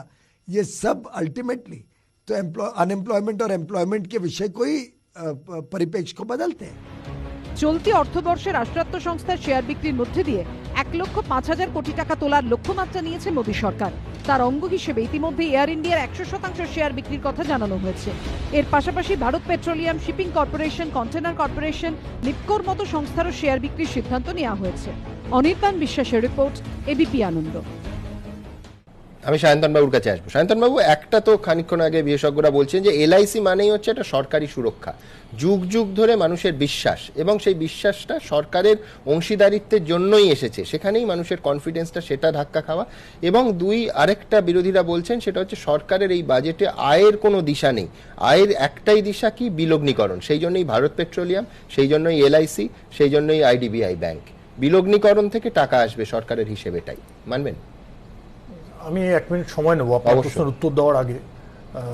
আমাদের অভিরূপ বাবু আছেন, অত্যন্ত পণ্ডিত ব্যক্তি, এই বিষয়ে যা রেখেছেন বলেছেন। একটা পয়েন্টের সঙ্গে আমি একমত নই ওনার সঙ্গে। আচ্ছা, মোদী সরকার আসার আগে এখনো সমস্যা আছে, আমি সমস্যা অস্বীকার করছি না। আমাদের সোশ্যাল সিকিউরিটি, ভারতবাসীর সোশ্যাল সিকিউরিটি আগে কম ছিল, এখনও হয়তো অনেক ক্ষেত্রে কম আছে। কিন্তু মোদী সরকারের সময় থেকে এই যে বিভিন্ন প্রকল্পগুলো, প্রধানমন্ত্রী আয়ুষ্মান যোজনা, যেখানে 6 লক্ষ টাকা পর্যন্ত বিনামূল্যে চিকিৎসা পরিষেবার ব্যবস্থা, এত বড় প্রজেক্ট করেছে, যদিও পশ্চিমবঙ্গ সরকার করেনি, সেটা অন্য প্রশ্ন। এতে কি আপনাদের মনে হয় না যে সোশ্যাল সিকিউরিটি ভারতবর্ষের গরিব মানুষের বেড়েছে? আগে থেকে তো অনেক বেড়েছে। দ্বিতীয় প্রশ্ন যেটা হচ্ছে, আপনারা একজন দেখাচ্ছিলেন একটি পরিবার যে ফ্ল্যাট করেছেন, লোন নিয়েছেন। খুব ইজি বিষয় আছে যে আপনার সামনে সুযোগ রয়েছে, আপনি পুরনো স্কিমে যেতে পারেন, তাতে তো কোনো অসুবিধা নেই। আপনার ব্যবস্থাকে বন্ধ করে দেয়নি, আপনার যে ছাড় ছিল সেই ছাড় আপনি অ্যাভেল করতে পারেন। আপনারা তো ইনকাম ট্যাক্স তাতে দারুণভাবে কম দিতে হবে, এটাও তো হলো না, কিন্তু আগের থেকে আপনি ক্ষতিগ্রস্ত হলেন না। আমি তৃতীয় যে বিষয়টা এখানে সবসময় বলতে চাই সেটা হচ্ছে, আচ্ছা, জব ক্রিয়েশন মানে কি সরকার একটা কাউন্টার খুলে বুঝবে, লোক লাইন দিয়ে এসে চাকরি নেবেন? জব ক্রিয়েশন মানে হচ্ছে আপনাকে এগ্রিকালচার ইনভেস্টমেন্ট করতে হবে, আপনাকে ইনভেস্টমেন্ট করতে হবে ইনফ্রাস্ট্রাকচারে। এখানে অভিরূপ বাবুরা বললেন যে 103 কোটি টাকা ইনফ্রাস্ট্রাকচারে ইনভেস্টমেন্ট হয়েছে। যে ইনভেস্টমেন্ট হতে চলেছে সেটা রেকর্ড। ইনফ্রাস্ট্রাকচারে আজকে যেটা ইনভেস্টমেন্ট হবে সেটা 1 বছর, 1.5 বছর, 6 মাস, 2 মাস, 5 বছর পর তার রিটার্ন আসবে। অটল বিহারী বাজপেয়ী যখন ভারতের প্রধানমন্ত্রী ছিলেন, তখন তিনি না থাকলে এখান থেকে দুর্গাপুর আমরা 1.5 ঘন্টায় যেতে পারতাম না, এখান থেকে ধানবাদ আমরা 3 ঘন্টায় যেতে পারতাম না। এত বড় রাস্তা হচ্ছে, ইনফ্রাস্ট্রাকচার ডেভেলপমেন্ট হয়েছিল সেদিন। আজকে তার রেজাল্ট আমরা পাচ্ছি। যদিও পার্সেন্টেজের হিসাবে আপনারা দেখাচ্ছেন যে হেলথে কমেছে পার্সেন্টেজ, আমাদের যে দেওয়া হয়েছে বরাদ্দ। এডুকেশনে কিন্তু 1 লক্ষ কোটি টাকার বরাদ্দের কথা সরকার ঘোষণা করেছে আজকে। হেলথে 69,000 কোটি টাকার ঘোষণা করেছে। আমি অর্ঘবাবুর সঙ্গে একটি বিষয়ে একমত হতে পারি বা হতে চাই, সেটা হচ্ছে সিম্পলিফিকেশন। আমাদের যে ট্যাক্সের সিস্টেম জটিলতা, আমি একটু আগে বলছিলাম পার্থদাকে যে বিকমের কোশ্চেন খুব সহজ হয়ে গেল। সিম্পলিফিকেশন, যেটা সাধারণ মানুষ চায় যে আমাকে কোথাও যেতে হবে না, কেউ আমাকে ভয় দেখাবে না, আমি বাড়িতে বসে বসে আমার ইনকাম ট্যাক্সের রিটার্ন সাবমিট করতে পারবো, কত ট্যাক্স হয়েছে বুঝতে পারবো, সেই সিম্পলিফিকেশন করেছেন। একটা কথা আপনারা বলছেন না, আমি আজকে বাজেট বক্তৃতা যেটা আমার কাছে এসছে দেখলাম, ইনকাম ট্যাক্স অফিসার যারা এই ধরনের মানুষকে যাকে ডিস্টার্ব করবে তাদের বিরুদ্ধে আইপিসি সেকশন লাগানোর কথাও ভারত সরকার কিন্তু আজকে অর্থমন্ত্রী তার বাজেটে বলেছেন। এটা কিন্তু মানুষকে একটা কনফিডেন্স দেবে। আমি এলআইসি প্রশ্নে যাবো, তার আগে পার্থবাবুর প্রতিক্রিয়া নেব। পার্থবাবু, সায়ন্তন বাবুরটা আমি যদি একটা ফিগার দিয়ে সাম আপ করি, এইরকম দাঁড়াচ্ছে যে কৃষি, সেচ, গ্রামীণ উন্নয়ন, শুধু গ্রামীণ উন্নয়ন এই ক্ষেত্রে 2,83,000 কোটি টাকা, মানে প্রায় বাজেটের 10%-এর কাছাকাছি একটা পরিসংখ্যান। পরিকাঠামোয় 5 বছরে 100 লক্ষ কোটি টাকা, মানে বছরে গড়ে 20 লক্ষ কোটি। শিক্ষাক্ষেত্রে উনি 100 বলছেন, ফিগার বলছে 99,000 কোটি টাকা। আমি বলছি এর তো একটা রাজনৈতিক বেনিফিটও আছে, যেখানে হেলথ কেয়ার সেক্টর বলছেন ওভারঅল 69,000 কোটি টাকা। তো এই সত্যি 69,000 কোটি টাকা যদি হেলথ সেক্টরে যায় এবং অন্যান্য ক্ষেত্রে যায়, তাহলে তো তার পলিটিক্যাল ডিভিডেন্ড, বিশেষ করে কৃষিতে গ্রামীণ ভারত উপকৃত হলে ভোট আসবে বিজেপি, মানবেন? আমি আপনাকে বলতে চাই, এই যে আমি প্রথমেই যে ট্যাগলাইন আপনি আমায় বলতে বলেছিলেন, আমি বলেছিলাম যে ভবিষ্যতের স্বপ্ন দেখিয়ে বর্তমান প্রজন্মকে মৃত্যুর দিকে ঠেলে দেওয়া হচ্ছে। অলরেডি সারা ভারতবর্ষের মধ্যে কত কৃষক শুধু লোন রিপেমেন্ট করতে না পেরে আত্মহত্যা করেছে, তার পরিসংখ্যান আমার ধারণা ভারতবর্ষের অর্থমন্ত্রীর কাছে নেই। তাহলে তিনি তাদের কথা সবার আগে ভাবতেন, তিনি ভবিষ্যতের স্বপ্ন দেখাচ্ছেন। আমি বলতে চাই যে টোটাল বাজেটের 3.2% শিক্ষা খাতে বরাদ্দ করা হয়েছে, আর আমাদের পশ্চিমবাংলায় 18.33% টোটাল বাজেটে শিক্ষা খাতে ব্যয় করা হয়।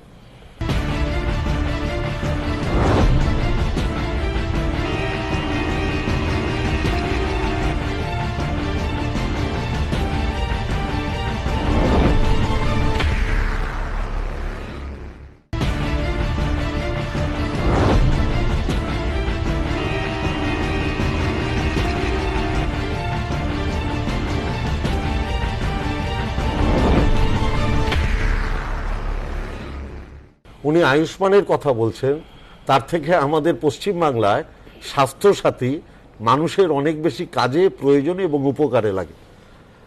বেটি পড়াও বেটি বাঁচাও ওরা যে বাজেটের কথা বলেছে, তার থেকে অনেক বেশি মানুষ বাংলার কন্যাশ্রীতে উপকৃত, প্রায় নিয়ার অ্যাবাউট 60 লাখ। আমি আপনাকে জাস্ট পরিসংখ্যান দিয়ে বলছি। আমি বলতে চাইছি যে যদি আপনি একটা ভারত সরকারের সাথে একটা স্টেটের তুলনা করেন, আপনি দেখবেন যে কেন্দ্রীয় সরকার তার পার্সেন্টেজ অনুযায়ী একটা রাজ্যের থেকে কতটা পিছিয়ে আছে। আমি অভিরূপ বাবুকে এটাও বলতে চাই, 15th কমিশনে যে এই যে 41% করা হয়েছে 42, এই টাকার অ্যামাউন্টটা কিন্তু একটা বিশাল বড় অ্যামাউন্ট। মানে ধরুন পশ্চিমবাংলায় 127টা মিউনিসিপ্যালিটি আছে, কেউ যদি 14th ফিনান্সে অ্যাভারেজ 10 কোটি টাকা পেয়ে থাকে, তাহলে কত টাকা হচ্ছে, তার 1% কমলে কত টাকা হয়। আর 3,350টা পঞ্চায়েত আছে, তারা যে 10 কোটি করে পায়, তার 1% কমলে কত টাকা কম হয়, সেটা যদি একটু হিসাব করেন তাহলে তার একটা বড় অঙ্ক বেরোবে কিভাবে স্টেটগুলোকে ডিপ্রাইভ করা হচ্ছে। তার থেকেও বড় কথা আমি আপনাকে বলছি, দেখুন স্টেট তার ন্যায্য অধিকারে টাকাটাই পায় না। বুলবুলির টাকা এখনো অবধি আমরা পাই না। আমাদের পাওনা আছে 30,000 কোটি টাকা, সেটা আমরা পাই না। সেটার জন্য মুখ্যমন্ত্রী বারবার দরবার করলেও তার দিকে কর্ণপাত করা হয় না। আমি আপনাকে একটা প্রশ্ন করতে চাই, যে সরকার বলে এক দেশ এক ধর্মটা বলে না, কিন্তু ওটা বলবে দুদিন বাদে, ঠিক আছে, তারাই এখন বলছে সবকিছু বলে এক দেশ হবে, এক নিশান হবে, তারাই আবার ট্যাক্সের ক্ষেত্রে এক ট্যাক্স হবে না, যেটা সারা ভারতবর্ষে এতদিন ধরে ছিল স্বাধীনতার পর একটাই মাত্র ট্যাক্স, সেটা এখন দুরকম ট্যাক্স হয়ে গেল। আমি জানেন, আমি আপনার সঙ্গে একটা কথা বলি, আরেকটা কথা আমার খুব ভীষণভাবে বলার ইচ্ছে, সেটা হচ্ছে নিম্ন মধ্যবিত্ত মানুষ, মধ্যবিত্ত মানুষ কিংবা তার একটু উপরে স্ট্যান্ডার্ডের মানুষ এতদিন বেঁচে ছিল একটা মাত্র সম্বলকে আশ্রয় করে, যে ভবিষ্যতে যদি আমি কিছু সঞ্চয় করে রাখতে পারি, তাহলে আজকের এই যে বিশ্বায়নের যুগে যখন বাবা মা নিরাপত্তাহীনতায় ভোগে যে আমি ছেলে মেয়ের কাছ থেকে সুরক্ষা পাবো কিনা, তখন ওই ব্যাংকে গচ্ছিত যে টাকা, তার যে ইন্টারেস্ট, সেটা তাকে ভবিষ্যতে সুরক্ষা দেয়। আমার এলআইসিতে যে জমানো টাকা, সেটা আমাকে ভবিষ্যতে সুরক্ষা দেয়। একটা কথা, এই যে এখানে বলা হয়েছে যে কোন এক্সামশন আমি পাবো না, তার মানে আমি আর এলআইসিতে টাকা রাখবো না, তার মানে আমি আর ব্যাংকে টাকা রাখবো না, তার মানে আমার সুরক্ষাটা কিন্তু বিঘ্নিত হয়ে যাচ্ছে, ভবিষ্যতের প্রজন্মের কাছে সুরক্ষা বিঘ্নিত হয়ে না। এলআইসি ক্ষেত্রে তো বলাই হয়েছে সরকার তার অংশীদারিত্ব বিক্রি করে দেবে, মানেটা কি? না, আমার মনে হয় শান্তনুবাবুকে আমি একটু আরেকটা কথা বলবো। উনি আসলে কয়েকটা কথা বললেন। তো প্রথম কথা হচ্ছে যে ধরুন এত লক্ষ টাকা, 103 লক্ষ কোটি টাকা বরাদ্দ হয়েছে, এটা দিয়ে খুব একটা বোঝা যাবে না, এই কারণে যে আগের বছর কত হয়েছিল তার থেকে কতটা বেড়েছে এইটা দেখতে হবে। সেটা যদি দেখি তাহলে ক্যাপিটাল এক্সপেন্ডিচারে আগের বছর 39% বরাদ্দ ছিল মোট খরচের, এবছর 35% কমে গেছে। শিক্ষা খাতে আগের বছর 3.5% ছিল, এবার 3.2%। আমাদের মনে রাখতে হবে যে ইউপিএ আমলে এটা প্রায় 5% রিচ করেছিল, ক্রমশ কমছে শিক্ষা খাতে। অতএব অ্যাবসলিউট নাম্বারটা দেখে কিছু বোঝা যাবে না। আরেকটা কথা বলি যে আয়ুষ্মান ভারত খুব খুব ভালো প্রকল্প, 100 দিনের কাজেও তাই, 100 দিনের কাজেও তাই কমেছে। আয়ুষ্মান ভারত খুব ভালো, কিন্তু একজন মানুষ যখন বৃদ্ধ হচ্ছেন তার তো শুধু স্বাস্থ্যের কথা ভাবলে হবে না, তাকে তো পেটে খেতে হবে, সেই জন্য তার সেভিংস দরকার, এবং সেই সেভিংসটাকে ডিসকারেজ করা হচ্ছে, সেটাই আমি বলেছি। একদম।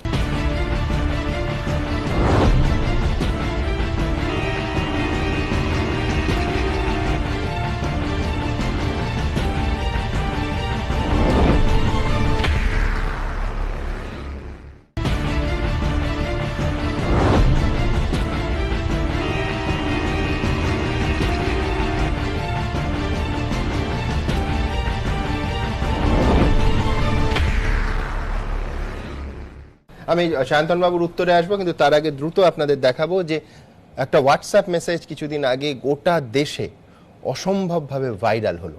কি সেটা বলা হচ্ছে একটি প্রাইভেট ব্যাংক, তারা স্ট্যাম্প দিয়ে বলা হচ্ছে যে যদি কোনোভাবে ব্যাংক ফেল করে, আমাদের চলতি ভাষায় কয়েক দশক আগে 60-এর দশকের মাঝামাঝি থেকে ব্যাংকে লালবাতি জ্বলা বা দেউলিয়া হয়ে যাওয়া, সেক্ষেত্রে যিনি আমানতকারী তিনি যত টাকাই রাখুন তিনি ফেরত পাবেন 1 লক্ষ টাকা। একদম ঠিক শুনেছেন, মাত্র 1 লক্ষ টাকা। আজকে কেন্দ্রীয় অর্থমন্ত্রী তার বাজেট বক্তৃতায় বললেন যে এই 1 লক্ষ টাকার বিমাটা বেড়ে 5 লক্ষ টাকা হলো।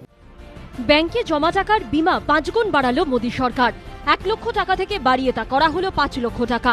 অর্থাৎ কোনো কারণে ব্যাংক দেউলিয়া হয়ে গেলে আপনার যত টাকাই জমা থাকুক না কেন, এতদিন ব্যাংক আপনাকে সর্বাধিক 1 লক্ষ টাকা ফেরত দিত। এখন ব্যাংক দেউলিয়া হলে গ্রাহক সর্বাধিক ফেরত পাবেন 5 লক্ষ টাকা। অর্থাৎ আপনার যদি ব্যাংকে 5 লক্ষের বেশি অর্থাৎ 10 লক্ষ হোক কিংবা 50 লক্ষ যাই জমা থাকুক, ব্যাংক উঠে গেলে আপনি সর্বাধিক 5 লক্ষ টাকা ফেরত পাবেন। কিন্তু আপনার যদি ব্যাংকে 5 লক্ষের চেয়ে কম টাকা থাকে তাহলে কিন্তু আপনি সেই জমা টাকাটুকুই ফেরত পাবেন, তার বেশি নয়। This August House should know that robust mechanism is in place to monitor the health of all scheduled commercial banks and that depositors' money is absolutely safe. Further, the Deposit Insurance and Credit Guarantee Corporation has been permitted to increase deposit insurance coverage for a depositor, which is now standing at 1 lakh of rupees to 5 lakh per depositor. Modi সরকারের এই সিদ্ধান্তে সাধারণ মানুষের মধ্যে মিশ্র প্রতিক্রিয়া তৈরি হয়েছে। অনেকে বলছেন বিমার অঙ্ক বৃদ্ধি ভালো খবর ঠিকই, কিন্তু দেশের বাজেটে হঠাৎ ব্যাংক বন্ধ হলে ন্যূনতম কত টাকা ফেরত পাওয়া যাবে সেই প্রসঙ্গ কেন উঠে এলো? হঠাৎ করে এরকম একটা মানে এত টাকা, তাও আবার 1 লাখ টাকার জায়গায় 5 লাখ টাকা, তো সেই জন্য মানে একটু অন্যরকম, একটু অদ্ভুতই লাগছে জিনিসটা। যাদের ধরো 70-80 1 কোটি আছে, তাদের যদি ব্যাংকটা ফেল করে তারা কি করবে? অনেকে আবার বলছেন নেই মামার থেকে কানা মামা ভালো, 1 লক্ষের থেকে তো 5 লক্ষ টাকা ফেরত পাওয়া ভালো। যেটা করেছে 5 লাখ টাকাটা সেটা একদিকে ভালো, বাট যেই অ্যামাউন্টটা আমার লোকসান সেটা কি গভর্নমেন্ট কি পে করতে পারবে, সেটাই মেইন কথা ভাবতে হবে আগে। আমার এক ডাক্তার বন্ধু আছে, তিনি বললেন আপনি বলছেন রিস্ক দিচ্ছেন, আপনি ব্যাংকে কি আছে, ব্যাংকে আপনার কতটুকুন গ্যারেন্টি আছে? 1 লাখ টাকা। আপনি রাখবেন 10 লাখ টাকা, যদি ব্যাংকটি গন্ডগোল হয়ে যায় আপনাকে 1 লাখ টাকা গভর্নমেন্ট দেবে, এতে আপনার কি লাভ হলো? তো রিস্ক এখানেও আছে, নেই তা না। সেখানে 1 লাখের জায়গায় যদি 5 লাখ করে থাকে, অ্যাটলিস্ট কিছু তার রিলিফ তো হলোই। রিজার্ভ ব্যাংক অফ ইন্ডিয়ার গাইডলাইন অনুযায়ী সমস্ত ব্যাংকের আমানত deposit insurance and credit guarantee corporation DICGC বিমার আওতাভুক্ত। প্রাথমিক স্তরের সমবায় সমিতিগুলি এর আওতায় পড়ে না। 2019 সালের মার্চ মাস পর্যন্ত ডিআইসিজিসির আওতায় ছিল 103টি বাণিজ্যিক ব্যাংক, 1941টি সমবায় ব্যাংক, 51টি গ্রামীণ ব্যাংক ও 3টি লোকাল এরিয়া ব্যাংক। 1993 সালে ব্যাংকে জমা রাখা অর্থের উপর বিমা 30,000 থেকে বাড়িয়ে 1 লক্ষ টাকা করা হয়েছিল। 27 বছর পর সেই বিমা 5 গুণ বেড়ে হলো 5 লক্ষ টাকা। আবির দত্তের রিপোর্ট, এবিপি আনন্দ। প্রায় 3.25 ঘন্টা স্বাধীনতার পরে দীর্ঘতম কেন্দ্রীয় বাজেট পাঠ। শেষের দিকে নির্মলা সীতারামন একটু অসুস্থ হয়ে পড়েন, সঙ্গে সঙ্গে তাকে চিনি আর লজেন্স দেওয়া হয়।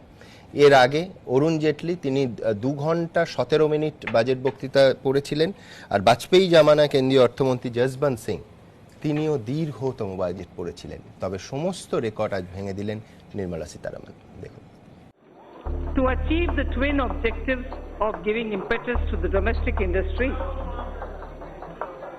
and also to generate resources. স্বাস্থ্য খাতের বাজেট পড়তে পড়তে হঠাৎ থেমে গেলেন কেন্দ্রীয় অর্থমন্ত্রী।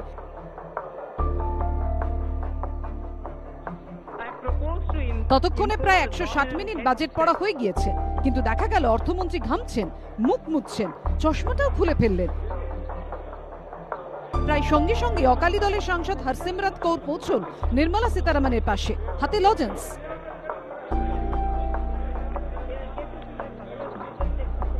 নরেন্দ্র মোদী, রাজনাথ সিংহ, নীতিন গাডকারিদের চোখে মুখে তখন উদ্বেগ। দেখা গেল কেন্দ্রীয় প্রতিরক্ষা মন্ত্রী বসতে বলেছেন নির্মলাকে। কিছুক্ষণ পর বসে পড়লেন কেন্দ্রীয় অর্থমন্ত্রী।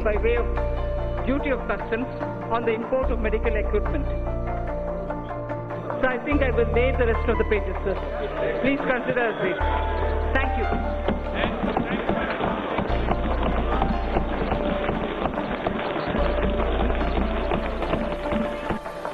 শনিবার লোকসভায় 2 ঘন্টা 41 মিনিটে দীর্ঘতম বাজেট বক্তৃতা দেন নির্মলা সীতারামন। পুরনো সব রেকর্ড ভেঙে দেন তিনি।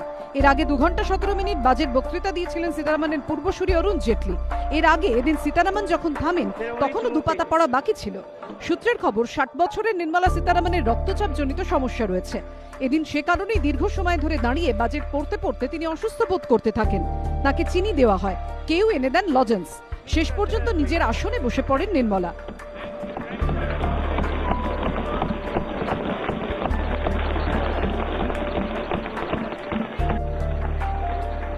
তার আগে বাজেট বক্তৃতার সময় তার মুখে কখনো উঠে এসেছে কাশ্মীরি কবিতা। सोन वतन गुलजार शालीमार ह्यूं दल मंस फोलवून पंपोश ह्यूं नवजवान अन हुंद भूषण खुमार ह्यूं म्योन वतन च्योन वतन सोन वतन नुंदबोनी वतन। কখনো আবার নির্মলার গলায় তামিল কবির পংক্তি। Pini in my selvam vilaibimbam emam ani enba nattin paindu। কখনো আবার বাজেট পড়তে গিয়ে কালিদাসের আশ্রয় নিয়েছেন অর্থমন্ত্রী। प्रजानाम एव भूत्यर्थम स ताभ्यो बलिम अग्रहीत सहस्र गुणम उत्सृष्टम आदत्ते हि रसम रविः। গতবার 2 ঘন্টা 17 মিনিট বাজেট বক্তৃতা করেছিলেন সীতারামন। সংসদ সূত্রে খবর, নির্মলা সীতারামনের আগে দীর্ঘ বাজেট বক্তৃতার রেকর্ড ছিল অটল বিহারী বাজপেয়ী জমানার কেন্দ্রীয় অর্থমন্ত্রী যশবন্ত সিং এর। বাজেট বক্তৃতার জন্য তিনি সময় নিয়েছিলেন 2 ঘন্টা 15 মিনিট। 2019-এর জুলাইয়ের বাজেট বক্তৃতায় সেই রেকর্ড ভেঙে দেন সীতারামন। 2014-তে তৎকালীন কেন্দ্রীয় অর্থমন্ত্রী অরুণ জেটলিও তার দীর্ঘ বাজেট বক্তৃতার জন্য সংসদের ইতিহাসে স্থান করে নেন। সেবার তার বাজেট বক্তৃতার জন্য সময় লেগেছিল 2 ঘন্টা 10 মিনিট। এবিপি আনন্দ। আমি আলোচনায় আসবো, তার আগে দ্রুত একবার দেখে নেবো যে শিল্পে বিনিয়োগ বাড়াতে ঠিক কি কি উদ্যোগের কথা বলা হলো আজকের বাজেটে। দেখুন, একদিকে বিনিয়োগ এনে শিল্পোৎপাদনকে চাঙ্গা করা, অন্যদিকে কর্মসংস্থান তৈরি করে বেকারদের চাকরি দেওয়া। ঝিমিয়ে পড়া অর্থনীতিতে এই দুই ক্ষেত্রে কেন্দ্রীয় অর্থমন্ত্রী নির্মলা সীতারামন কি পদক্ষেপ করেন সেদিকেই তাকিয়েছিল দেশের মানুষের একটা বড় অংশ। এই মুহূর্তে যেসব দেশে কর্পোরেট ট্যাক্স সব থেকে কম, ভারত তাদের মধ্যে অন্যতম। সেদিকে তাকিয়ে এবারের বাজেটে ডিভিডেন্ড ডিস্ট্রিবিউশন ট্যাক্স বা ডিডিটি তুলে দেওয়ার সিদ্ধান্ত নিলেন কেন্দ্রীয় অর্থমন্ত্রী। কেন্দ্রের দাবি, এর ফলে বিনিয়োগের গন্তব্য হিসেবে ভারত আরো আকর্ষণীয় জায়গা হয়ে উঠবে। डिविडेंड डिस्ट्रीब्यूशन टैक्स डीडीटी उसको हटाने के कारण कंपनियों के हाथ में 25,000 करोड़ रुपया आएंगे जो उनको आगे इन्वेस्टमेंट करने में मदद करेंगे। বিনিয়োগকারীরা যাতে সহজে লগ্নি করতে পারেন তার জন্য ইনভেস্টমেন্ট ক্লিয়ারেন্স সেল গঠনের প্রস্তাব দেওয়া হয়েছে। এতে পোর্টালের মাধ্যমে এন্ড টু এন্ড সাপোর্ট দেওয়া হবে। শিল্প বাণিজ্যের উন্নতির জন্য মোটা টাকা বরাদ্দ হয়েছে এবারের বাজেটে। I propose to provide about 27,300 crores for development and promotion of industry and commerce for the year 2020-2021. এছাড়াও নতুন বিনিয়োগকারী বা স্টার্টআপ সংস্থাকে উৎসাহ দিতে বছরে 100 কোটি টাকা লেনদেনের ক্ষেত্রে এবছরও কর ছাড়ের ঘোষণা করেছেন নির্মলা সীতারামন। ন্যাশনাল টেক্সটাইল মিশনে বরাদ্দ বেড়ে হয়েছে 1480 কোটি টাকা। রফতানিকে আরো উৎসাহ দিতে নির্ভীক প্রকল্পের ঘোষণা করা হয়েছে বাজেটে। এই প্রকল্পের মাধ্যমে রফতানির সঙ্গে জড়িত ছোট ব্যবসায়ীরাও কম প্রিমিয়ামে বীমার সুযোগ পাবেন। সরকার আশা করছে এ ধরনের বিভিন্ন উদ্যোগের ফলে অদূর ভবিষ্যতেই গড়াতে শুরু করবে অর্থনীতির চাকা।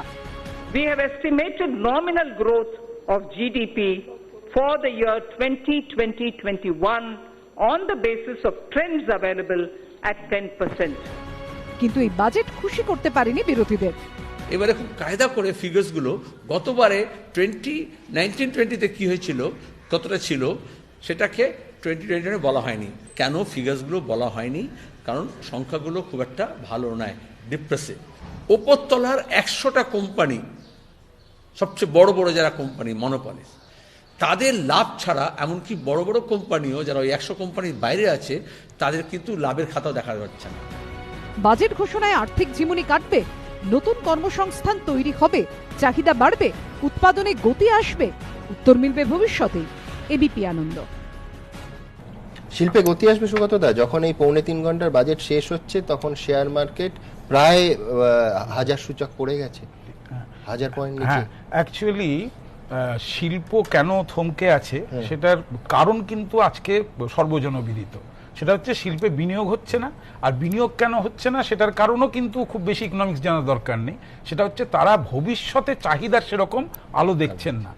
প্রশ্নটা হচ্ছে যে ছোটোখাটো রুলস রেগুলেশনস বা ধরুন কিছু কিছু ক্ষেত্রে ফিনান্স জোগাড় করে দেওয়া, এগুলো কিন্তু ইস্যুস নয়।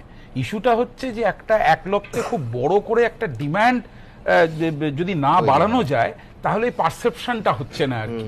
যে কারণে দেখুন এত, যেমন শিল্প বাণিজ্যে বললেন 27,000 কোটি টাকা না এরকম একটা কি বুস্ট আপের জন্য করা হচ্ছে, বা এই বিভিন্ন ধরনের পলিসিতে কিন্তু মনে হচ্ছে কিন্তু যেমন ইনফ্রাস্ট্রাকচার পলিসিতে একটা যেমন সভরেন ফান্ড ইনভেস্ট করলে তার কোনো ট্যাক্স দিতে হবে না এসব বলছেন। এত কিছু শুনেও সেন্সেক্স কেন পড়ে গেল? কারণ তারা কিন্তু বোঝে যে মার্কেটটা কি হতে চলেছে এই ধরনের বাজেটে। আমার যেটা পার্সোনালি মনে হয় যে সরকার ইনফ্রাস্ট্রাকচার ইনভেস্টমেন্ট তো করবেন, ডেফিনেটলি করবেন, এটা ঠিক করেননি কেউ বলবে না নিশ্চয়ই। যারা এই যে যতটুকু খরচা করছেন সেটা ওয়ার্থওয়াইল, এটা বিশেষ সন্দেহ নেই।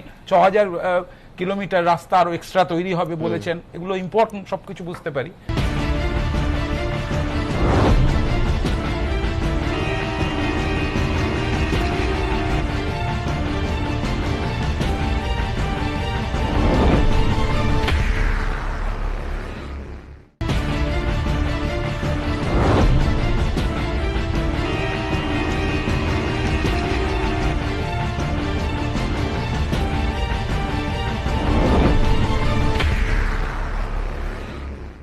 কিন্তু যেটা আমার মনে হয় যে 3.8% ফিসকাল ডেফিসিট, সেটা তো আমরা হেসে খেলে জানি বাজেট এস্টিমেট এক জায়গায় আটকে থাকে না, সেটা 4%-এর কাছে যাবে। সরকারের হাতে যদি টাকা না, সরকার ছাড়া কিন্তু ভারতবর্ষের গতি নেই। এই সরকার এখনো সেটা বুঝছেন না। আমরা বেসরকারি বেসরকারি বলে লাফাই, কিন্তু বেসরকারি সিচুয়েশন আমাদের দেশে এমন নয় যাতে করে তারা ভারতবর্ষটাকে টেনে নিয়ে যায়। এই কেন্দ্রীয় বাজেটে বা এর আগে যখন আলাদা রেল বাজেট হতো, যখন যে কটা পিপিপি মডেলের কথা বলা হতো, প্রত্যেকটা 1 বছর পরে আমরা হিসেব করে দেখাতাম যে ফেল করেছে।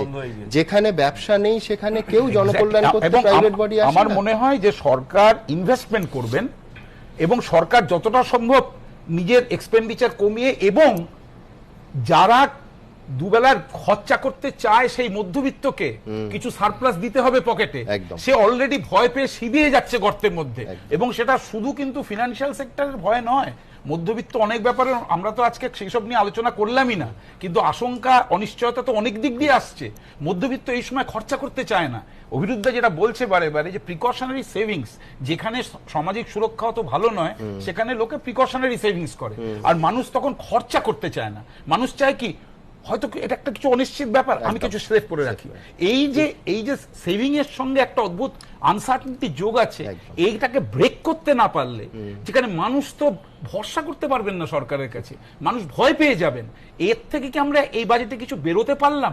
এইখানেই আমার দ্বন্দ্ব থাকছে। একদম এই অনিশ্চয়তার আবহাওয়া, এবং মধ্যবিত্তের কথা বলছিলেন সৌগতদা, ব্যক্তি মানুষ তার পকেটে বাড়তি টাকা কি আনলো এই কেন্দ্রীয় বাজেট? আসবে এই কেন্দ্রীয় বাজেটের পর? আমরা এই প্রশ্নের উত্তর খুঁজব। দ্রুত একবার পরিকাঠামোর বিনিয়োগ, বিপুল বিপুল ফিগার এই কেন্দ্রীয় বাজেটে রাখা হয়েছে। কোথায় কোথায় এই বিনিয়োগ দেখুন।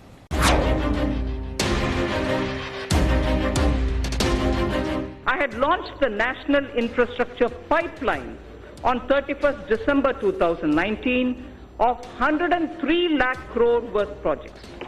I propose to provide 1.7 lakh crores for transport infrastructure in 2021. ভারতকে $5 লক্ষ কোটি অর্থনীতির দেশ করার স্বপ্ন দেখাচ্ছে মোদী সরকার।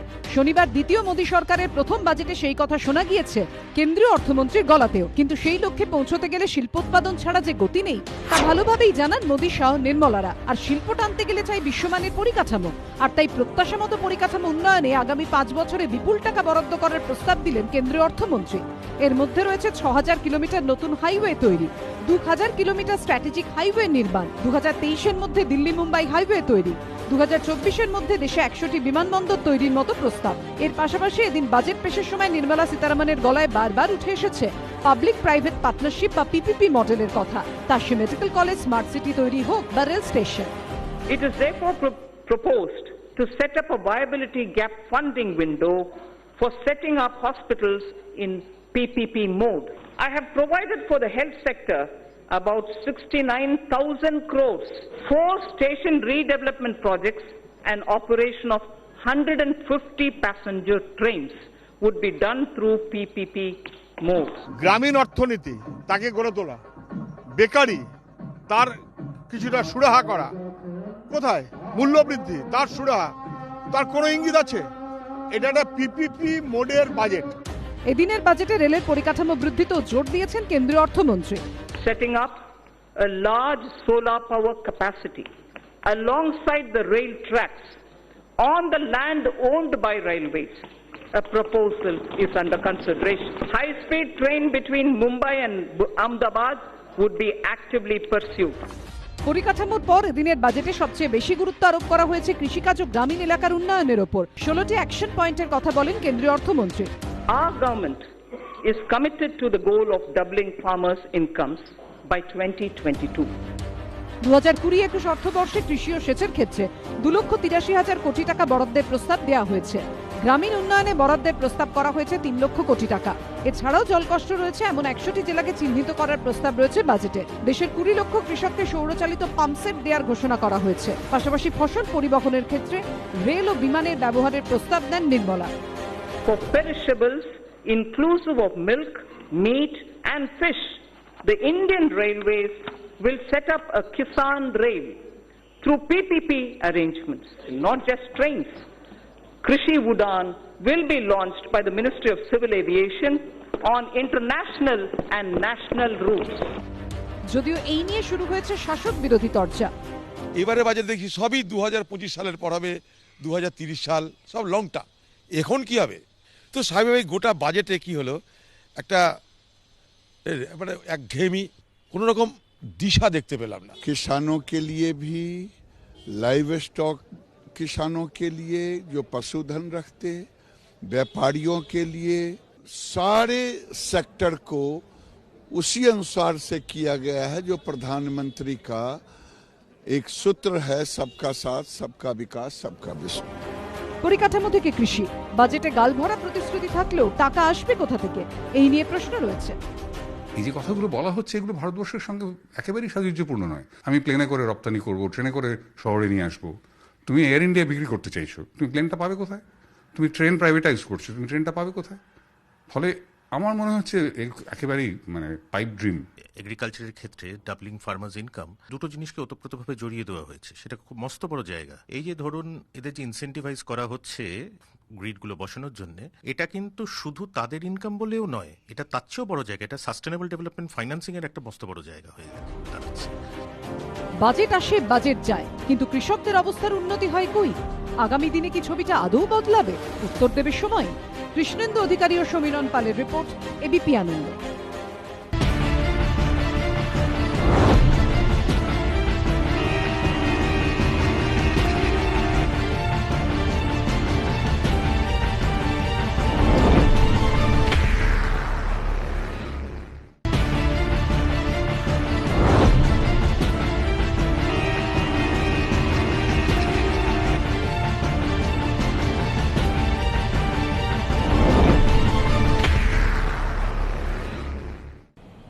শৈবালদা, ব্যক্তি মানুষের জীবনে এই যে মানুষের পকেটে টাকা দিতে হবে, অনিশ্চয়তার আবহকে শেষ করে দিতে হবে, মেঘ কাটিয়ে দিতে হবে, তাহলে সে বেশি খরচ করবে, এই ম্যাজিক বা এই উদ্যোগ কি দেখতে পেলেন আপনি কেন্দ্রীয় বাজেটের মধ্যে?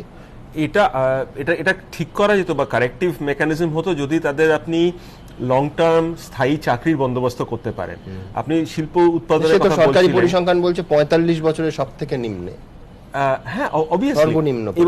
এবং আশ্চর্যের কথা হলো বেকারত্বের হার সর্বোচ্চ। হ্যাঁ, গতকাল একটা আলোচনা হয়েছে যে ইকোনমিক সার্ভেতে মোটামুটি একটা দিশা দেখানোর প্রয়াস থাকে প্রত্যেক বছরই, এবং বাজেটে অর্থমন্ত্রী কিছুতেই সেগুলোকে ফলো করার চেষ্টা করেন না, যেটা করলে হয়তো সম্ভবত ভালো হয়।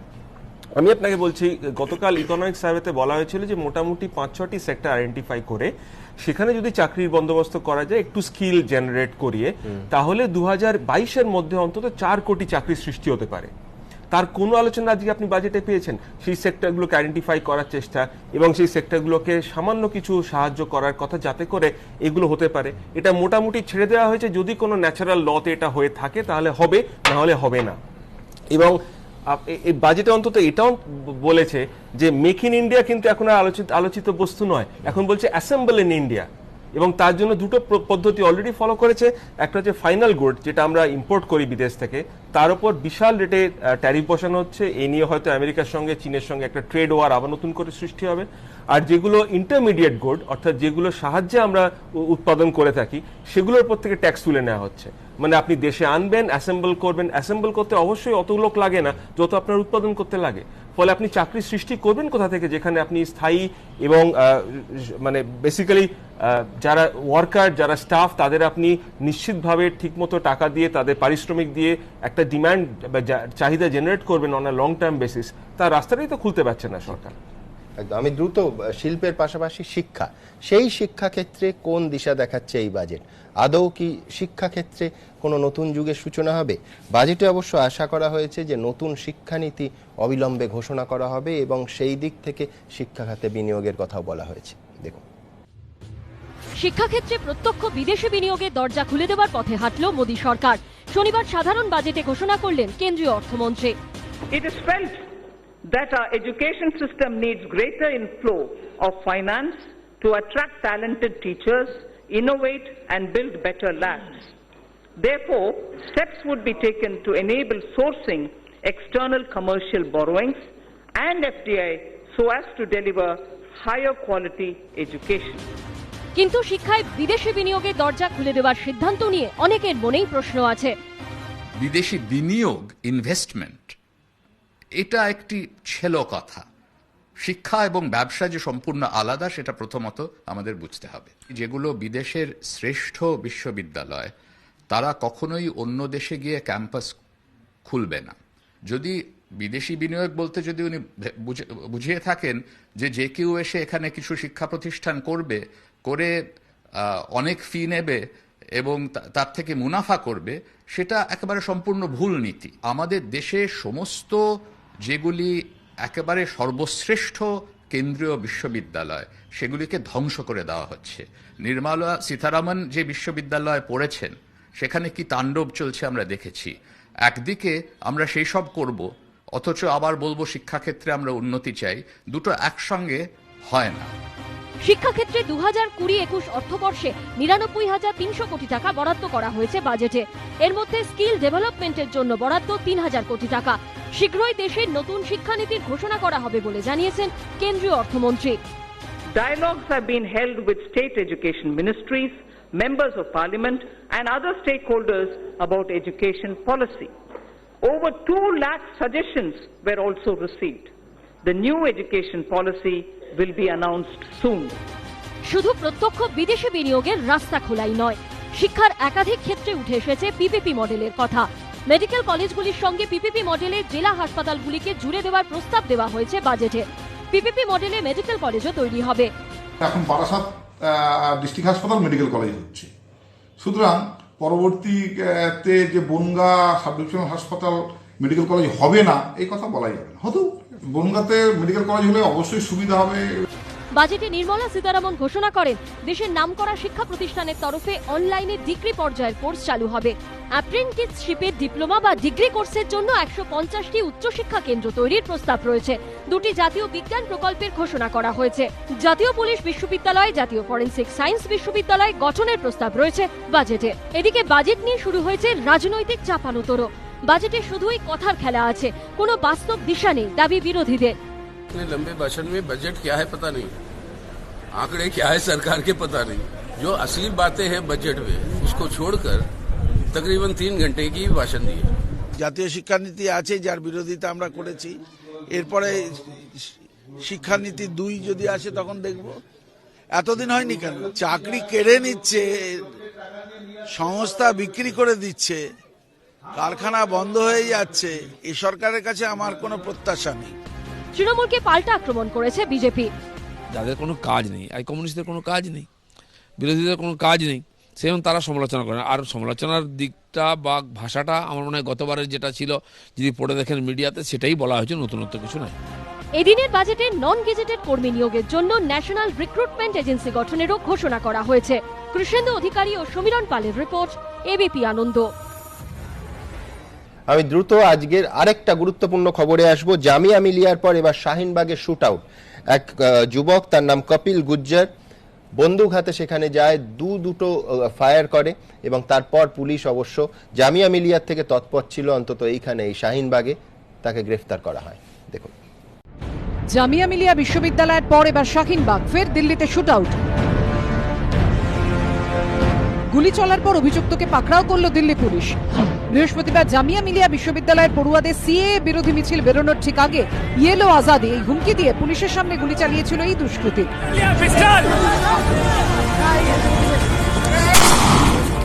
আর এবার একেবারে দিল্লির শাহিনবাগে সিএএ বিরোধী ধর্নার একেবারে কাছাকাছি পৌঁছে শূন্যে গুলি চালালো আরেক যুবক, মুখে জয় শ্রীরাম ধ্বনি, হিন্দু রাষ্ট্রের স্লোগান। जय श्री राम। गोली क्यों चलाई? क्योंकि हमारे देश में मैं ऐसा नहीं चाह सकता। हमारा देश है हिंदू राष्ट्रवादी क्षेत्र है। हमारे देश में और किसी की नहीं चलेगी, सिर्फ हिंदुओं की चलेगी। यहाँ पे आती है बताइए, पुलिस के बीच से यहाँ पे पुलिस बैरिकेड्स लगी है, काफी सिक्योरिटी यहाँ पे। वो बंदा कैसे यहाँ पे एंटर करता और कैसे यहाँ से 3 राउंड गोली चलाती है, गोलियां वो कैसे चलाती है? ये दिल्ली पुलिस के सामने से, उसकी आंखों के सामने से, अपने सामने से चलाती है। ये क्यों कराती है दिल्ली पुलिस? आगे दिल्ली पुलिस क्या चाहती है, क्या करना चाहती है? मारना चाहती है ना, आके मारे। গত 48 দিন ধরে শাহিনবাগে সিএএ বিরোধী আন্দোলন চলছে। বারবার শাহিনবাগ নিয়ে হুমকি শোনা গেছে বিজেপি নেতা মন্ত্রীদের গলায়। 8 तारीख के सुबह ही परिवार के साथ 10 बजे के पहले कमल के निशान पर बटन दबाएंगे। और मित्रों, इतनी जोर से दबाना, वो बटन की करंट से ही 8 तारीख की शाम को शाहीनबाग वाले उठ कर चले जाए। देश के गद्दारों को, देश के गद्दारों को, देश के गद्दारों को, देश के गद्दारों को पीछे तक आवाज आनी चाहिए, गिरिराज जी को सुनाई दे। এই প্রেক্ষাপটে জামিয়ার পর এবার শাহিনবাগে গুলি চালানোর ঘটনায় ফের একবার বিজেপির বিরুদ্ধে সুর চড়িয়েছে বিরোধীরা। शाहीनबाग में आज जिस तरह से गोली चली और इसके पहले कल जामिया में गोली चली, लगातार इस प्रकार की घटनाएं हो रही हैं। दिल्ली का माहौल बिगाड़ा जा रहा है। अमित शाह इसके पीछे शामिल है।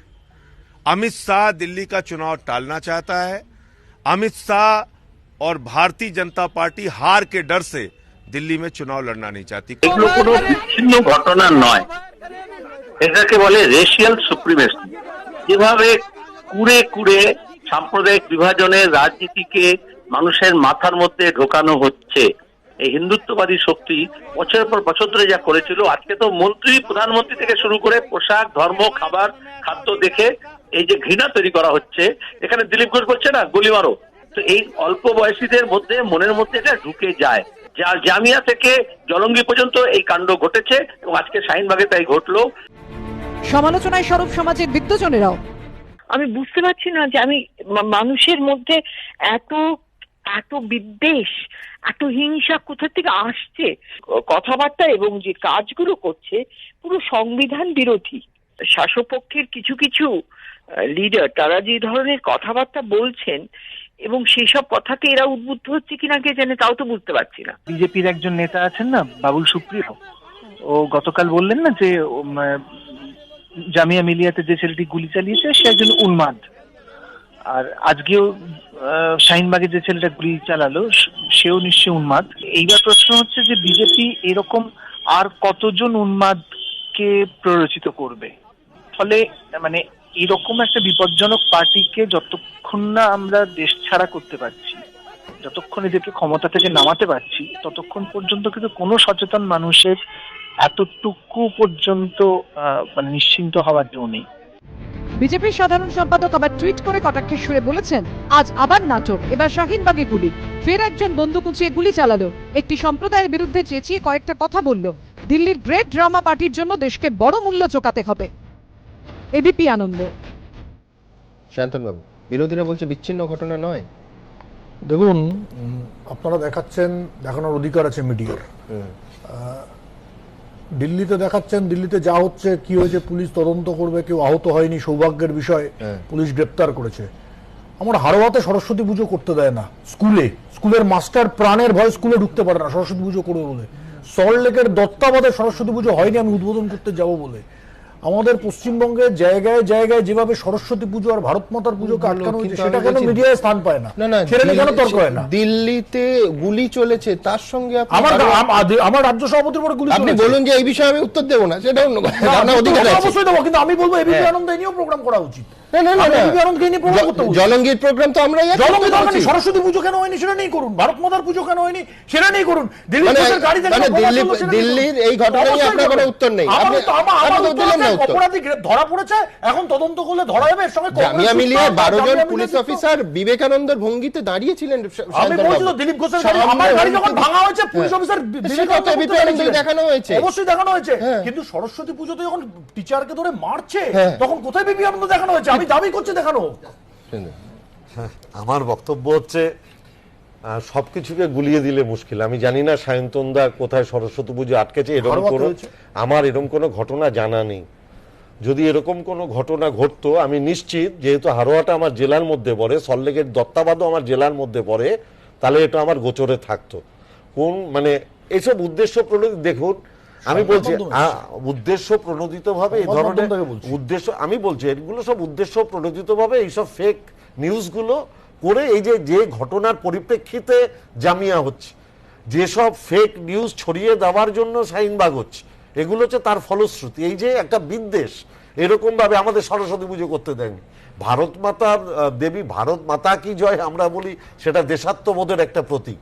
এরকম পুজো আগে বাংলায় হয়েছে কিনা আমার জানা নেই, কিন্তু বাঙালির মতো দেশাত্মবোধ আর কারোর আছে কিনা, এটা তো সারা ভারতবর্ষের মধ্যে। আমি বলছি যে এটার প্রমাণ দিতে হবে না, কারণ আন্দামান সেলুলার জেলে 526 জনের মধ্যে 398 জনই বাঙালি ছিলেন, কিন্তু দুর্ভাগ্যের বিষয় কোনো বাঙালির নামে আন্দামান এয়ারপোর্টের নাম হয়নি। যিনি 5 বার মুচলেখা দিয়েছিলেন তার নামে হয়েছে। আমি অন্য কথা বলতে চাইছি, আমি বলতে চাইছি এগুলোই শিক্ষানীতিতে ঢুকে যাবে। নতুন এই যে জাতীয় শিক্ষানীতি হচ্ছে না, এগুলোই ঢুকবে, এইসবই ঢোকানো হবে, যাতে এইগুলো মানুষের মগজে জোর করে ঢুকিয়ে দেওয়া যায়। ভারতবর্ষের যে সংবিধান, তার জন্য একত্রিত হয়ে লড়া উচিত। খুব দুঃসময় ভারতবর্ষে। শুনুন, মৌলবাদী শক্তি সব জায়গায় থাকে, কিন্তু মৌলবাদী শক্তি যখন ক্ষমতায় থাকে, তার থেকে ডেঞ্জারাস কিছু হতে পারে না। সংখ্যাগুরু মৌলবাদী শক্তি যদি সংখ্যালঘুকে আক্রমণ করে এবং সংখ্যাগুরু মৌলবাদী শক্তি যদি ক্ষমতায় থাকে, তাহলে তার থেকে ডেঞ্জারাস কিছু হতে পারে না। হিটলার, মুসলিম, সবাই তার প্রমাণ। এটা তো মানুষ প্রমাণ করে দেবে। সায়ন্তনদা 2021 আমরা যদি খারাপ হই, মানুষ 2021 আমাদের সরিয়ে দেবে। আপনারা যদি আমাদের থেকে ভালো হন, তাহলে মানুষ আপনাদের আনবে, মানুষ বিচার করবে আপনাদের নীতি ভালো না আমরা ভালো, মানুষ বিচার করবে। সন্দেহের অন্তত এইটুকু অবকাশ নেই যে আলটিমেটলি গণতন্ত্রের সমস্ত বিচার কে ঠিক বলছেন, সায়ন্তন বাবু না পার্থবাবু, তার বিচার মানুষই করবেন, আপনারা করবেন। আর সেই মানুষের হাতে টাকার যোগান এলো কিনা, সেই টাকাতে ঝিমিয়ে পড়া অর্থনীতি চাঙ্গা হলো কিনা, তার উত্তর দেবে সময়। আমরা চেষ্টা করলাম গত 1.5 ঘন্টা ধরে যে কেন্দ্রীয় বাজেট আজকে নির্মলা সীতারামন রেকর্ড সময় ধরে পেশ করেছেন, তার বিভিন্ন অংশ কাটাছেঁড়া করার। বাকিটা বলবেন আপনারা এবং অবশ্যই সময়।